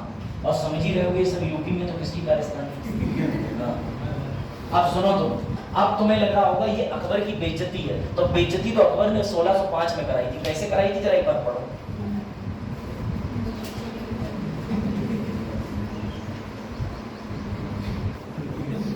अगर ढंग से अकबर को पेंटाकुनार, जो कि उस समय नहीं थी, अगर मिल गई होती तो पेचिस से नहीं मरे होते साहब, समझ रहे हो? अब उस समय पेचिस इतना गंभीर रोग था मुझे नहीं पता, लेकिन मरे पेचिस से 10 आने से रोग नहीं रही, इतना देख के कोई राजपूत की को देख के डर गया होगा। ठीक है, तो बेटा ये समझना बात को कि इन मुगलों की ऐसे ही मौत हुई थी, ये इसी के लायक ही थे। कोई 3 पन्ना लाइब्रेरी से पटकनी मार ले रहे थे, ठीक है, हुमायूं, और पता चल रहा है हुमायूं के जन्म से पहले जो है वो बाबर कह रहे हैं मुझे ले लो, औलाद पैदा कर लो, तो वही किसक ले रहे, धीरे धीरे वो कमजोर हो गए और हुमायूं जिंदा हो गए, पता नहीं कौन सी ताकतें ट्रांसफर हो गई। तो समझो मुगलों को महान बनाया हम ही लोगों ने है, और इसलिए मैं तुम्हें बताऊं कि जितने मुगल थे उनसे कोई लेना देना खास नहीं है हम लोगों का, वो आए दूसरे देशों से, हमने उन्हें वापस भगा दिया, यही हमारा कर्तव्य है। ठीक है, तो बेटा याद रखना, अकबर की तो ये तो कम इंसल्ट है, जिन्हें लग रहा है अकबरपुर को बदल के माता के नाम पे कर दिया, तो एंटा कुनाल की फोटो लगाओ और अकबर को भेजो, लेकिन अब अकबर है ये नहीं।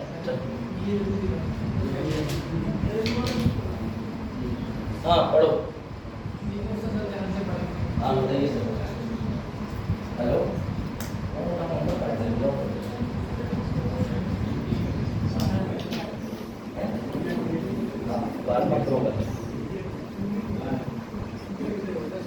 क्या है बेटा, ये जो महिला दिख रही है ये असली नहीं है, एक फ्रेंड रिक्वेस्ट भेज दो, सुना दो। हेलो, नहीं 10:30 बजे आ जाइए,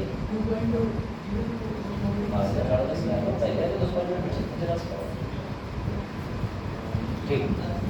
हाँ भाई बच्चों, बेटा ये एआई द्वारा बनाई गई है, ये न्यूज़ पढ़ती घूम रही है। न्यूज़ पढ़ने का मतलब ये है कि इंडिया टुडे ग्रुप ने एंकर डेवलप कर, उसने कह दिया कि हे एआई तुम ही खबरें पढ़ो, तो बेटा इसने इतनी बढ़िया खबरें पढ़ दी सना ने कि इसको इंडिया टुडे की तरफ से ये ग्लोबल मीडिया अवार्ड ही दिया, मतलब ये पत्रकार इंडिया टुडे की है। बेटा समझिएगा, इंडिया टुडे ग्रुप द्वारा 2023 में पेश की गई भारत की एआई एंकर सना को इंटरनेशनल न्यूज मीडिया एसोसिएशन ने ग्लोबल मीडिया अवार्ड 2024 से सम्मानित किया।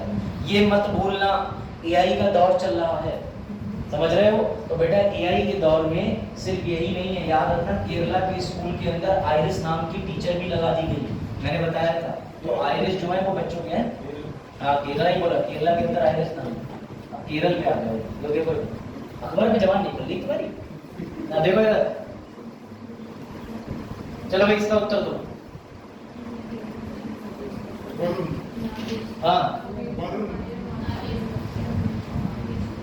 हाँ, कोई बच्चे कह रहे हैं नागेश बाहर खड़े ही रिक्शा लेके, 4 सवारी नहीं है उसको, और 20 के हिसाब से पेमेंट। हाँ वरुण कौन, वरुण धवन, वरुण गांधी एमसीसी लागू हो जाएगी। वैसे वरुण गांधी नहीं खड़े हो ठीक है ना, बताओ बजाय जैसे लोग वोट देते। चलो बेटा ध्यान से सुनो, इसका उत्तर है एयर मार्शल नागेश्वर कपूर, नागेश कपूर। तो बेटा फोटो देख ले, चलो नागेश कपूर साहब का, ये वायुसेना की वायु कमानों की कमान संभालने वाले वरिष्ठ एयर मार्शल को air officer commanding in chief कहा जाता है। ये ध्यान रखना। ठीक, अब भैया इनको 2 मेडल भी मिले, 2008 में वायुसेना पदक, 2022 में। ये वाला ना याद रख के ये कर लो, ये हालिया है, क्योंकि पीसीएस अगर प्रश्न बनाएगा पहली बात तो इस पर डीप प्रश्न बनाता ही नहीं, ये पूछता ही नहीं है, वो कोई ना कोई मेडल ही पूछ लेगा, या इनका नाम वाम पूछना उसने बंद कर दिया। वो समझ गया कि सब स्पीडी की क्लास खरीद लेते हैं बिहार की और पहला पन्ना रटना शुरू कर देते हैं, एंटोटीरिया पढ़ लेते हैं, उसमें यही सब दिया होता है। तो बेटा ये ध्यान रखना कि इन्हें कौन सा मेडल मिला है, अति विशिष्ट मेडल मिला है स्पेशल सर्विसेज ग्रुप। तो बेटा ये ध्यान रखना कौन कौन किस किस का है, सेंट्रल का, ईस्टर्न का, साउथ का, ये देख लो कहाँ कहाँ के कमान है इंडियन एयरफोर्स के अंदर। चलो हाँ भाई, काहे सोने पे लगे हो किसी हैं? नींद आ रही है तो मत सो, अभी दूसरी क्लास शुरू हो जाएगी, फिर सो लो। चलो भाई याद क्या है,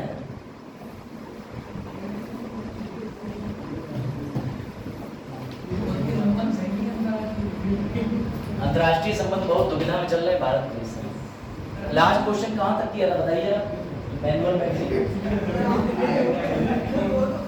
क्या? हाँ कौन ऊपर का, कितने ऊपर था?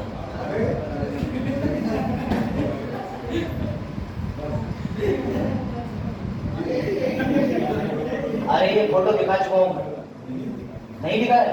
बोलो इस प्रश्न को सॉल्व करो, सीख जाओ।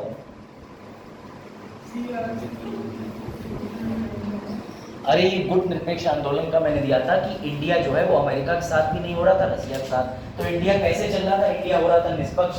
निष्पक्ष मतलब ये था कि भैया हम तो दोनों जगह रहेंगे ऐसे, ये था इसका उदाहरण। तो नहीं बताया था ना? Oh my God, poor people. हाँ इस पहले ये हो गया था, हाँ ये इनके बारे में तुम सब पढ़ ही चुके है ना। ये भी हो गया था, पर्सन आपका ही टेलर स्विफ्ट हो गया था, ये भी हो गया था। भूटान पे कौन सा क्षेत्र बनाएंगे, मोदी जी की रैंकिंग बढ़िया चल रही थी। उसके बाद आ जाओ लक्समबर्ग का, न्यूजीलैंड देश के, ठीक है, सनी को याद आ जाएगा बहुत अच्छे से, ठीक है बेटा। सीएफई संधि समझा दी थी, इस पे थे, ये भी हमको बात हो गया था, एक एपिसोड भी भेजा मुझे सनी, ठीक है। अंतरराष्ट्रीय ये बताओ, चिली ये नहीं हुआ था क्या? ये हो गया था चिली। चलो ये बताओ, हाँ भाई ये बहुत बढ़िया प्रश्न है, मजा आ जाए। ये क्यों मैं बता चुका हूँ, बताओ। चीनी के उत्पाद विश्व में 2 देश ऐसे हैं जो बहुत ज्यादा करते हैं, वैसे 3 है, ब्राजील भी है, लेकिन बताओ किस देश को विश्व में चीनी का कटोरा कहते हैं और किस राज्य को भारत के अंदर चीनी का कटोरा कहते हैं? यूपी। बेटा आंध्र प्रदेश में यूपी। चलो बेटा प्रश्न सुनो, नवंबर 2023 का है, ठीक है। घोषणा के अनुसार कौन सा देश 2024 के लिए चीनी और संबंधित उत्पादों के शीर्ष निकाय अंतरराष्ट्रीय चीनी संगठन, चीनी का मतलब चाइनीज नहीं, शुगर, तो बेटा इंटरनेशनल शुगर ऑर्गेनाइजेशन की अध्यक्षता ग्रहण करेगा। किसको दी जाए चीनी की अध्यक्षता? वेरी गुड बेटा, भारत। भारत भारत ये मजे की बात है, इससे भारत सबसे पहले, क्योंकि पता है आपको भारत दोनों में आगे, हम लोग 15% उत्पादन कर रहे हैं, मतलब मान के चलो 15% तो खा ले रहे हैं, लेकिन 20% बाहर भेज दे रहे हैं। कमाल के लोग हैं, उत्पादन में भी नंबर 1 और एक्सपोर्ट में भी नंबर 1, ये दोनों खासियत है हमारे अंदर। तो बेटा भारत इस मामले में सबसे आगे चल रहा है, इस चीज को समझिएगा। अंतरराष्ट्रीय चीनी संस्थान कब बना? पढ़ते चलिएगा, मैगजीन लगाओगे उसमें क्वेश्चन नहीं, क्वेश्चन नहीं बात। बेटा अंतरराष्ट्रीय चीनी संगठन कब बना था? 1968 में। हेडक्वार्टर कहाँ है? लंदन में, ठीक है। ये सब जानकारी लिखी हुई है। भारत विश्व में चीनी का सबसे बड़ा उपभोक्ता, खा लेता है, खुद की बनाई 15%, बेच देता है उसी 100 में से 20%। हाँ बेटा भारत इसका सदस्य काफी पहले से जब ये संगठन बना था, और इस बार अध्यक्षता किसे मिली? अध्यक्षता चेयरपर्सन। इस बार ये सबको उपाय करेगा कि चीनी कैसे बचाओ, किसमें बढ़ाओ। 2024 की ये अध्यक्षता किसे मिली? भारत। हाँ इसमें सदस्य की संख्या लिख लीजिए 87 सदस्य हैं, सामने लिखा है स्टेट मेंबर। बराबर देख रहे हैं चीनी के मामले में। बेटा याद रखिएगा, भारत इथेनॉल जो पेट्रोल में मिलाया जाता है, उसके उत्पादन में भी तीसरा सबसे बड़ा देश है। पहला अमेरिका है बेटा, दूसरा ब्राजील है, तीसरा इंडिया है। एथेनॉल मैन्युफैक्चरिंग ETHANOL पहला है यूएस, दूसरा ब्राजील। क्या पेट्रोल का उत्पादन नहीं हो सकता? कैसे करें? कहाँ से हम डायनासोर मार के यहाँ पे सऊदी अरेबिया बना? हाँ हो रहा है। जेट्रोफा के पौधों के द्वारा उसमें 2 बैक्टीरिया होते हैं, उस बैक्टीरिया की मदद से बनाया जाता है। बिना बैक्टीरिया संभव नहीं है। बैक्टीरिया हमारे लिए अच्छे भी होते हैं, बुरे भी होते हैं। हाथों में अगर बैक्टीरिया ना हो तो बस हो गया काम बेटा, बोतल में लगी तुम्हारा। और वायरस ऐसा होता है, वायरस भाई वायरस तो वायरस है, हम वायरस के प्रभाव को हल्का कर सकते हैं पर वायरस को मिटा नहीं पाते। लिखा इसका 15% हिस्सेदारी, 20% हिस्सेदारी। चलो भैया अब इसका उत्तर तो ये बड़ा प्यारा प्रश्न। हाँ भाई, अगरतला अखौरा रेल लिंक, ये मैं तुम्हें पढ़ा भी चुका हूँ, किस देश के बीच बना रहे? देखो भारत ने जो बिल्कुल भारत की सीमा से सटे हुए देश हैं उनमें भारत रेल लाइन बिछाने का प्रयास तो करती है। अब मैंने आपको भूटान का उत्तर ये दिया था कि भूटान में हम थम्पू स्मार्ट सिटी परियोजना चला है, हमने 1000 स्क्वायर किलोमीटर की असम में स्मार्ट सिटी बनाई। बांग्लादेश में बेटा हम कर रहे हैं, बांग्लादेश के अंदर अगरतला अखौरा पहले से ही 12.24 किलोमीटर की रेलवे लाइन भारत और बांग्लादेश में है, लेकिन एक इलाके से हमने छोटी सी एक पट्टी और खींच दी है। वो पट्टी हम आपको दिखा दे रहे हैं नक्शे में, ये देखो पहले से ही 12.24 किलोमीटर की ये लाइन, ये पूरी तो जाता की है, लेकिन ये जो हमने छोटी सी लाइन खींच दी है ये अखौरा और अगरतला, ये बेटा जो लाइन है इसी की बात हो रही है, इसका इनॉग्रेशन करा है। ये देखिएगा ये जो पट्टी है ये अलग से बनाई है 15, पहले से कितने की थी 12 की, अब नई कितने की बनाई है 15 किलोमीटर की। तो बेटा ये याद रखना, उद्घाटन किसने करा है? देश के प्राइम मिनिस्टर ने। किस माध्यम से करा? वीडियो कॉन्फ्रेंस से। ये जरूरी नहीं, बस कभी कभी प्रश्न में वीडियो कॉन्फ्रेंस लिख देता है, वरना ये नहीं पूछेगा कि वीडियो चला नहीं कैसे करा। बेटा याद रखना, पूर्वोत्तर भारत में अगरतला जो कि त्रिपुरा और अखौरा जो कि बांग्लादेश, तो त्रिपुरा बांग्लादेश दोनों के बीच में 15 किलोमीटर की रेलवे लाइन बिछी। बेटा ये पहली रेलवे लाइन है।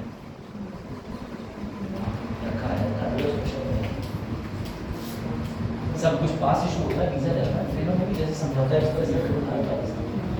बेटा पहले से ही हम अंतर्राष्ट्रीय ट्रेनें भी चला रहे हैं। भारत और पाकिस्तान के बीच चलने वाली ट्रेनें कौन सी? तो क्या इन ट्रेनों में जनरल टिकट लेके चले जाए? नहीं, वीजा बनता है, पास बनता है, चढ़ मत जाना हल्के से, पुलिस आएगी 2-2 मिनट में, अब फिर ऐसी सेगा लाते मारेगी। यहाँ पे तो कहोगे इंडिया का नक्शा बन गया। नेपाल और भारत के बीच बहुत प्रेम है, लोग जाते हैं प्रेम प्रसंग करने ही नेपाल। चलो देखो नेपाल से सबसे ज्यादा युवतियां भारतीय ही शादी करके ला रहे हैं। हाँ, ये कुछ और प्रसंगों पे भी चलेगा। चलो बेटा ध्यान रखना। चलो भाई, ये सबसे बढ़िया प्रश्न।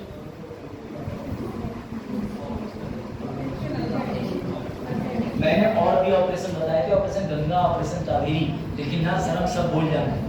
हम वो याद रखेंगे जो हमें 200 स्मार्ट क्वेश्चन लगाए एग्जाम से 10 मिनट पहले वाले बताए। अरे वो थंबनेल नहीं आती यूट्यूब पे लगा, ये 200 प्रश्न छोड़ के मत चले जाना। अब तो वीडियो बनते बनते एक आध एजुकेटर भी कहते तो मैं तुम्हारी माँ की कसम लाइक कर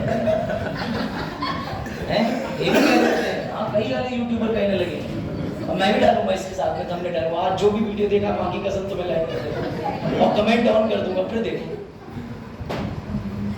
चलो भाई देखो, तो भारत ने इजराइल हमास के संघर्ष में, बेटा जब सबसे पहले ये युद्ध हुआ था तो आपको पता है कि हमास ने हथियार दाग दिए थे 5000 आयरन डोम से अंदर।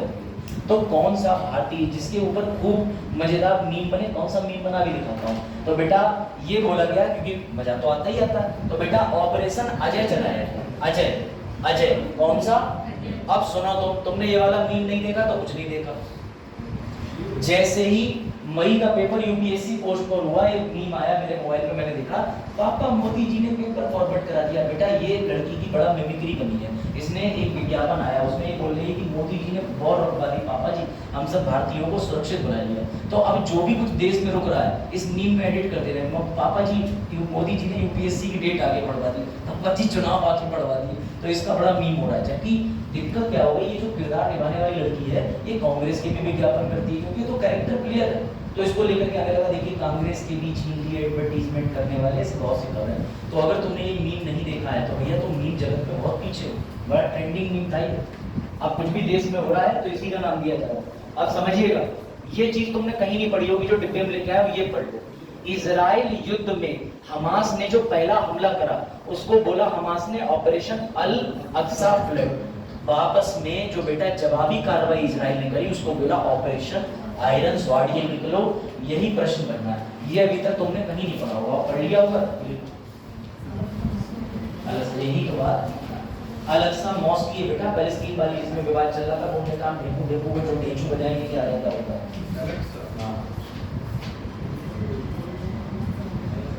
हाँ तो बेटा समझो, अक्सा है, अक्सा अल अक्सा एलेक्सा दिख रहा है, मतलब कहीं भी नाम पढ़ने का बदलने का मौका मिल जाए। फीमेल फैक्टर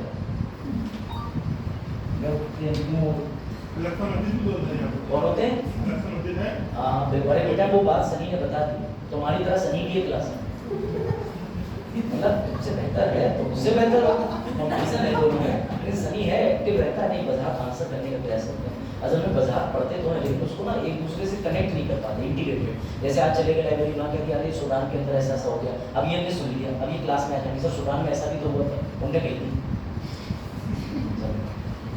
और यही पढ़ ली मुझसे, तो ये सूडान में हमें उल्टा बता सकते हैं। जो ये पढ़ाते हैं वो इनके अंदर रुका नहीं जाता, विस्फोट की तरह शाम को आ जाने बता पढ़ते सही है। आयरन डोम देखे कहाँ गाड़ी होती है ऐसे करके लगे होते हैं, मिसाइल लग रही है। सही है, तुमने वहाँ ऑर्डिनेंस में कानपुर में थे बजाज, तो इन्होंने वहाँ देखे, मतलब वहाँ पढ़ाई करी थी। थे का मतलब ये नहीं कि एक्स सोल्जर लग गया हो, ठीक है। देखो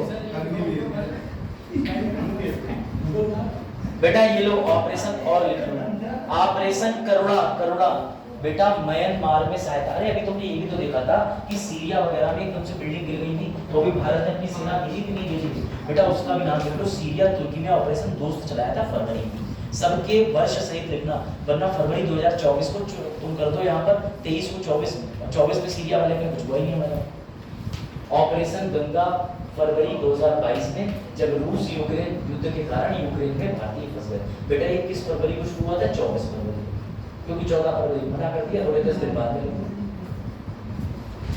ऑपरेशन दोस्त भूकंप प्रभावित, कोई युद्ध नहीं भूकंप। और सूडान में लोग, सूडान के अंदर पता क्या हुआ था? गैंग वॉर, दो ग्रुप लड़ गए आपस में।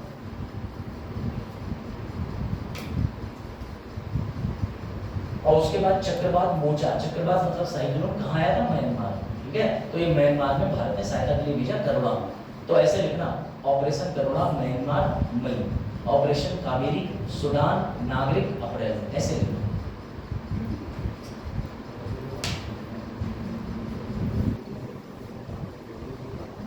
अब ये लिखा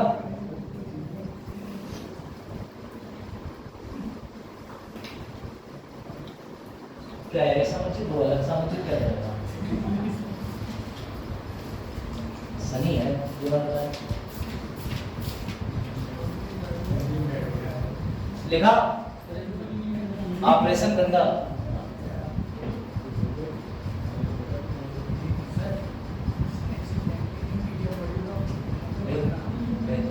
मैंने बहुत सारी बनाई है, 1971 वॉर की बोर्ड वाली सब बनाई है, ओनली पेड फैसिलिटीज है। बारकोड भेजूंगा समय है। हाँ मैराथन चला था, बच्चे 1.5 घंटे वैसे मैराथन में तो ऐसे करेंगे हाँ बिल्कुल। आप बिल्कुल सही, ये सही समय में माँ बाप ने ये बनाया होता आपके, तो आज देश पर अटैक होने से बच जाते थे। तो कुछ नहीं होता बेटा, श्रीलंका उल्टा आकर के हमारे पैर छू के जाता है, हमला मत करना। कोई पता नहीं, प्रधान बन भी सकते हैं, क्योंकि बेटा याद रखना मंत्री किसी भी प्रकार का बनने के लिए कोई योग्यता नहीं है। हम बोले चाहते हैं प्रधान के मोहल्ले में बोले सबसे मासूम आदमी यही है जो किसी का बुरा नहीं जानता, इसे इस बार चुनाव में खड़ा कर दो, और आदमी तो अच्छा ही बना। वही बात मैं कह रहा हूँ, आप सीधे अगर बन गए, जैसे हमारे आदरणीय सुषमा स्वराज, वो तो मैं सुप्रीम कोर्ट की लॉयर थी, तो ऐसे ये भी बन सकते हैं। जिस दिन ये बन गए उस दिन तुम्हें असली देखने को मिलेगी जियो पॉलिटिक्स, बस आप हर देश का एक दौरा कर लेंगे ऐसे ही। चलो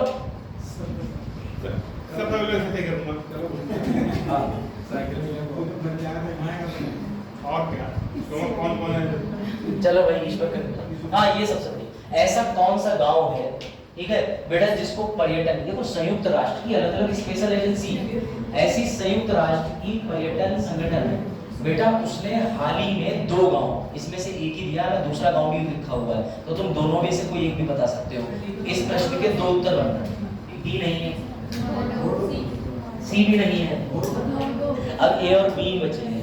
हाँ तो बेटा इसका उत्तर ये है कि किस गांव को सर्वश्रेष्ठ पर्यटन के रूप में चयनित है, इसका नाम धोरडो।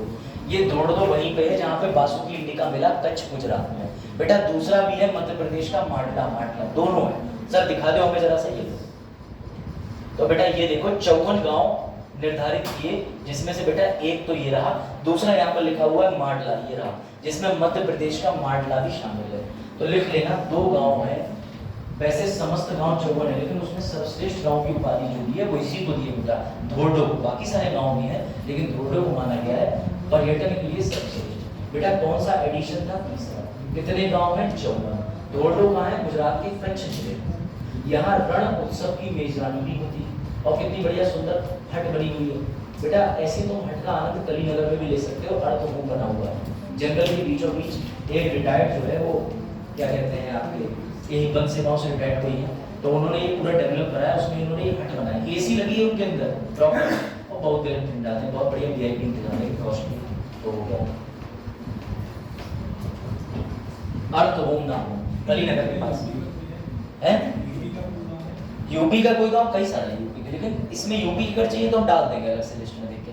मेरे ख्याल से शायद 2-3 गांव तो यही के बनारस के। चलो सेमीकंडक्टर, हाँ कौन कह रहा सर? हाँ भाई अगला प्रश्न का उत्तर दें। पहले ये बताओ टेक्निकल फील्ड के बच्चों सेमीकंडक्टर होता है ये तो बताओ। हाँ एक में बोल दिया सब, उसके और क्या होती है उसका क्या नाम? बस चिप है ये मुझे पता है। वाह बेटा ये समझो आप अगर सेमीकंडक्टर की डिस्कवरी नहीं हुई होती तो पता नहीं अब क्या से क्या हो जाता। और इंडिया इतना ज्यादा सेमीकंडक्टर है, वैक्यूम वाले कंप्यूटर चलते होते हैं, उल्टी की बात से कह रहा हूं।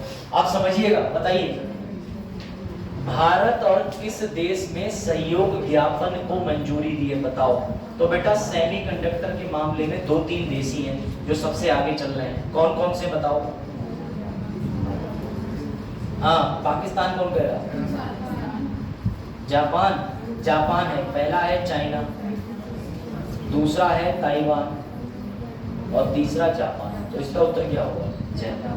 बेटा याद रखना सेमीकंडक्टर प्रोडक्शन के अंदर ये टॉप पे चल रहे हैं, और हाल ही में जापान ने JT60 ISA नाम का सबसे बड़ा न्यूक्लियर रिएक्टर भी बनाया था, जिसमें 48 सेकंड तक उन्होंने बहुत ज़्यादा temperature, 1 million temperature, 100 million temperature जो है वो स्टोर करा था 48 सेकंड के लिए। याद आ रहा है? अच्छा हम भूल जाते हैं, भूल जाते बस, सब उन्हें ही नहीं भूल पाते। तथ्य बड़े जल्दी भूल जाएंगे। और उन्हें कौन सी आइसक्रीम खाई थी आज तक याद है? स्ट्रॉबेरी आइसक्रीम पसंद है, भले ही वो स्ट्रॉबेरी आइसक्रीम नाली में फेंक दे रही है 20 रुपए वाली। हाँ बिल्कुल सही बात, मैं अपनी बात बता रहा हूँ, आलोक को मार्गदर्शन दे रहा हूँ ताकि आलोक तुम पे बीतेगी तो तुम सतर्क रहना। भाई मंगाए वो आइसक्रीम तो तुम और ले आओगे, तुम ले जाओ भाई स्ट्रॉबेरी जैम, और पता चले तुमको गया वो किसान जैम मंगाई थी। चलो देखो। तो बेटा याद रखना किसने मंजूरी प्रदान करी है? केंद्रीय मंत्रिमंडल। फिर से वापस आना पड़ेगा पीछे। चलो इसका उत्तर चलो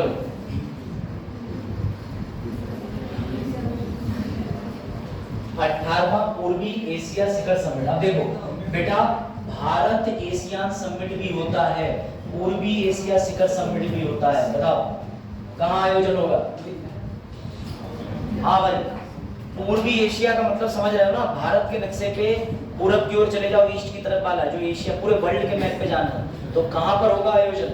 जकार्ता। कहाँ होगा? जकार्ता। ये रहा जकार्ता, देखने जूम होकर दिख जाता है। हाँ दिख तो रहा है, चलो कब तक दिखी जाएगा। बेटा ये चीजें नोट करो। इसके अध्यक्ष कौन है? Joko Widodo. कौन है जोको विडोडो? इंडोनेशिया के राष्ट्रपति। हाँ बस कभी नहीं। आसियान में अब कितने देश हो गए? 11। आखिरी कौन है? इसकी राजधानी दिल्ली है, दिल्ली ईस्ट बंगाल। चलो तो बेटा याद रखना, आसियान देश के बारे में थोड़ा ज्ञान दे देता हूँ मैं तुम्हें, कभी नहीं भूलो। याद रखना ये 18वां संस्करण था। अगला 2024 लाओस में भी जारी होना है। फिलहाल 7 सितंबर 2023 के अंदर जकार्ता में जितने भी 10 देश हैं इनका 18वां पूर्वी यानी एशियान देशों का 18वां समिट कहाँ हुआ? बताओ भैया कहाँ हुआ? Jakarta. Jakarta is capital of Indonesia. Joko Widodo is राष्ट्रपति ऑफ इंडोनेशिया। आसियान के 10 देश याद करने की अगर तुम नक्शा याद कर पाए तो याद हो जाएगा, बता देता हूँ कैसे। पहले लिख लो। और ये भी लिखा है कि अब आसियान में 11 सदस्य हो गए। पहले कितने थे? 10। एससीओ में कितने देश थे? 8। अब 9 हो गए। सर नमा कौन सा जुड़ गया है? एससीओ। हाँ संघाई कौन जुड़ रहा है? नमा। ईरान, ईरान, ईरान सब भूल जाएंगे सर अब। किसका फोन आया? सर आया कि नहीं आया? आए तो बता देना, तो उसको तो आगे ले जाएंगे, खींच देंगे 10 मिनट। अरे मजाक ठीक चल रहा है। क्या चल रहा है? कोई बात नहीं, सोलो, क्या दिक्कत है? चलो भैया आप एशियान देशों को समझने के लिए कहाँ गया? नक्शा ही नहीं, कोई बात नहीं। हाँ बिल्कुल बनाऊंगा, बिल्कुल बनाऊंगा, कार्डियोग्राफर। चलो बेटा बताओ इसका उत्तर दो। संयुक्त राष्ट्र महासभा जनरल असेंबली की मीटिंग हर साल सितंबर में होती है। हर साल, हर साल। 78वीं मीटिंग बेटा किस देश में हुई है? हाँ बताओ। यही फायदा हो रहा है क्लास का। वाह। हाँ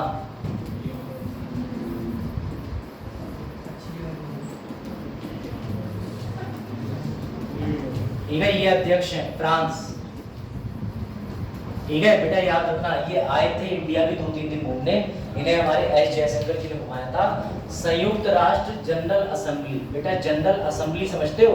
इसके 6 ऑर्गन में से एक ऑर्गन, इसकी हर साल मीटिंग कब होती है? सितंबर में। तो बेटा याद रखना इस साल जो मीटिंग होगी उसकी अध्यक्षता कौन करेंगे? हाँ बताओ। हाँ तो कोई बात नहीं, अगर 5 मिनट हो रहे हैं 8 इससे जस्ट ऊपर वाले उसमें 8 अन्य देश शामिल हो गए। हाँ वो अन्य देशों को बुलाया, ठीक है। उन्होंने इस मीटिंग में 10 के साथ भी और 8 अन्य देशों को बुलाया। पढ़ो ये पढ़ो बेटा। 78वां संयुक्त राष्ट्र का सत्र, आप वैसे भी जोड़ सकते हो ना, 1945 में बना था तो जोड़ लो, 78 साल हो गए। अगले साल कौन सा होगा? 79। चलो भाई इसका उत्तर दो। ये क्या है बताओ? हाँ इसका उत्तर दे, ये क्या है?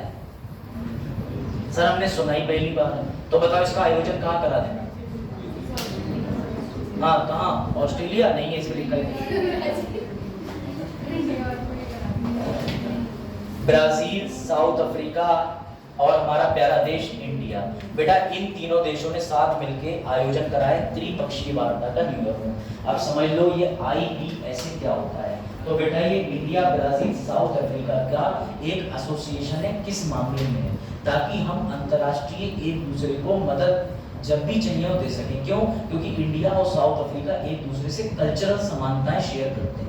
जैसे इराक, मेसोपोटामिया सभ्यता, सबसे पहले मानव सभ्यता का तो माना ही जाता है कि वो अफ्रीका के इराक में है।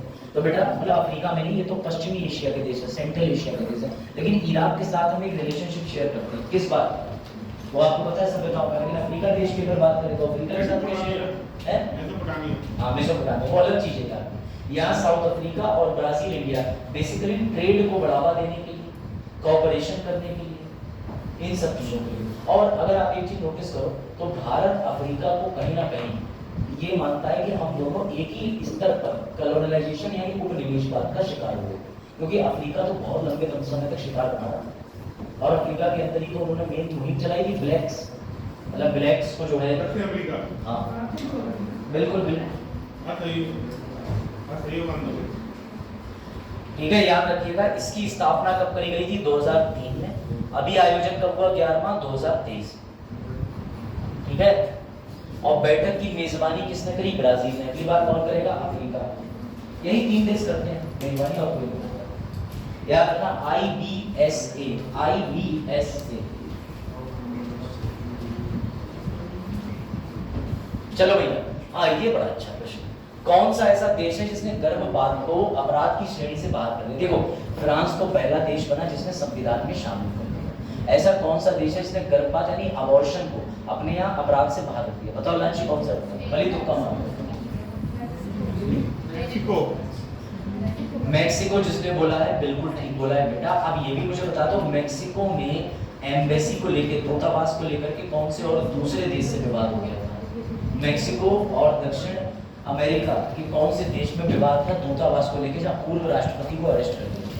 इक्वाडोर। वेरी गुड, शाबाश बेटा। मैक्सिको इक्वाडोर का विवाद, इक्वाडोर का उत्तर क्या है? मैक्सिको। यानी मैक्सिको कह रहा है कि गर्भपात कराओ पहले। क्या हुआ? अरे तो रुक जाओ, कि तुमने टेक क्वेश्चन और चलो भाई, ये और बता दो, इसका उत्तर भी तुम्हें पता है। सिंगापुर।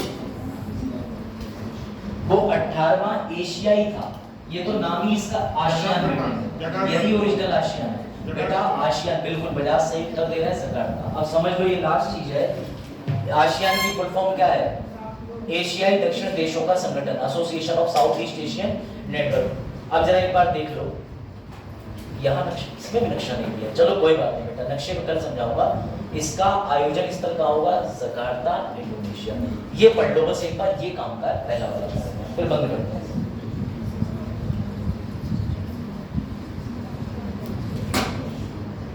हाँ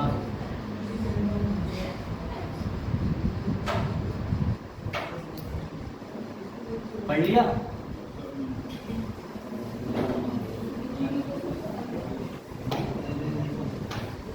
अब पढ़ो। दक्षिण चीन सागर विवाद तो पता होगा, याद आ रहा है?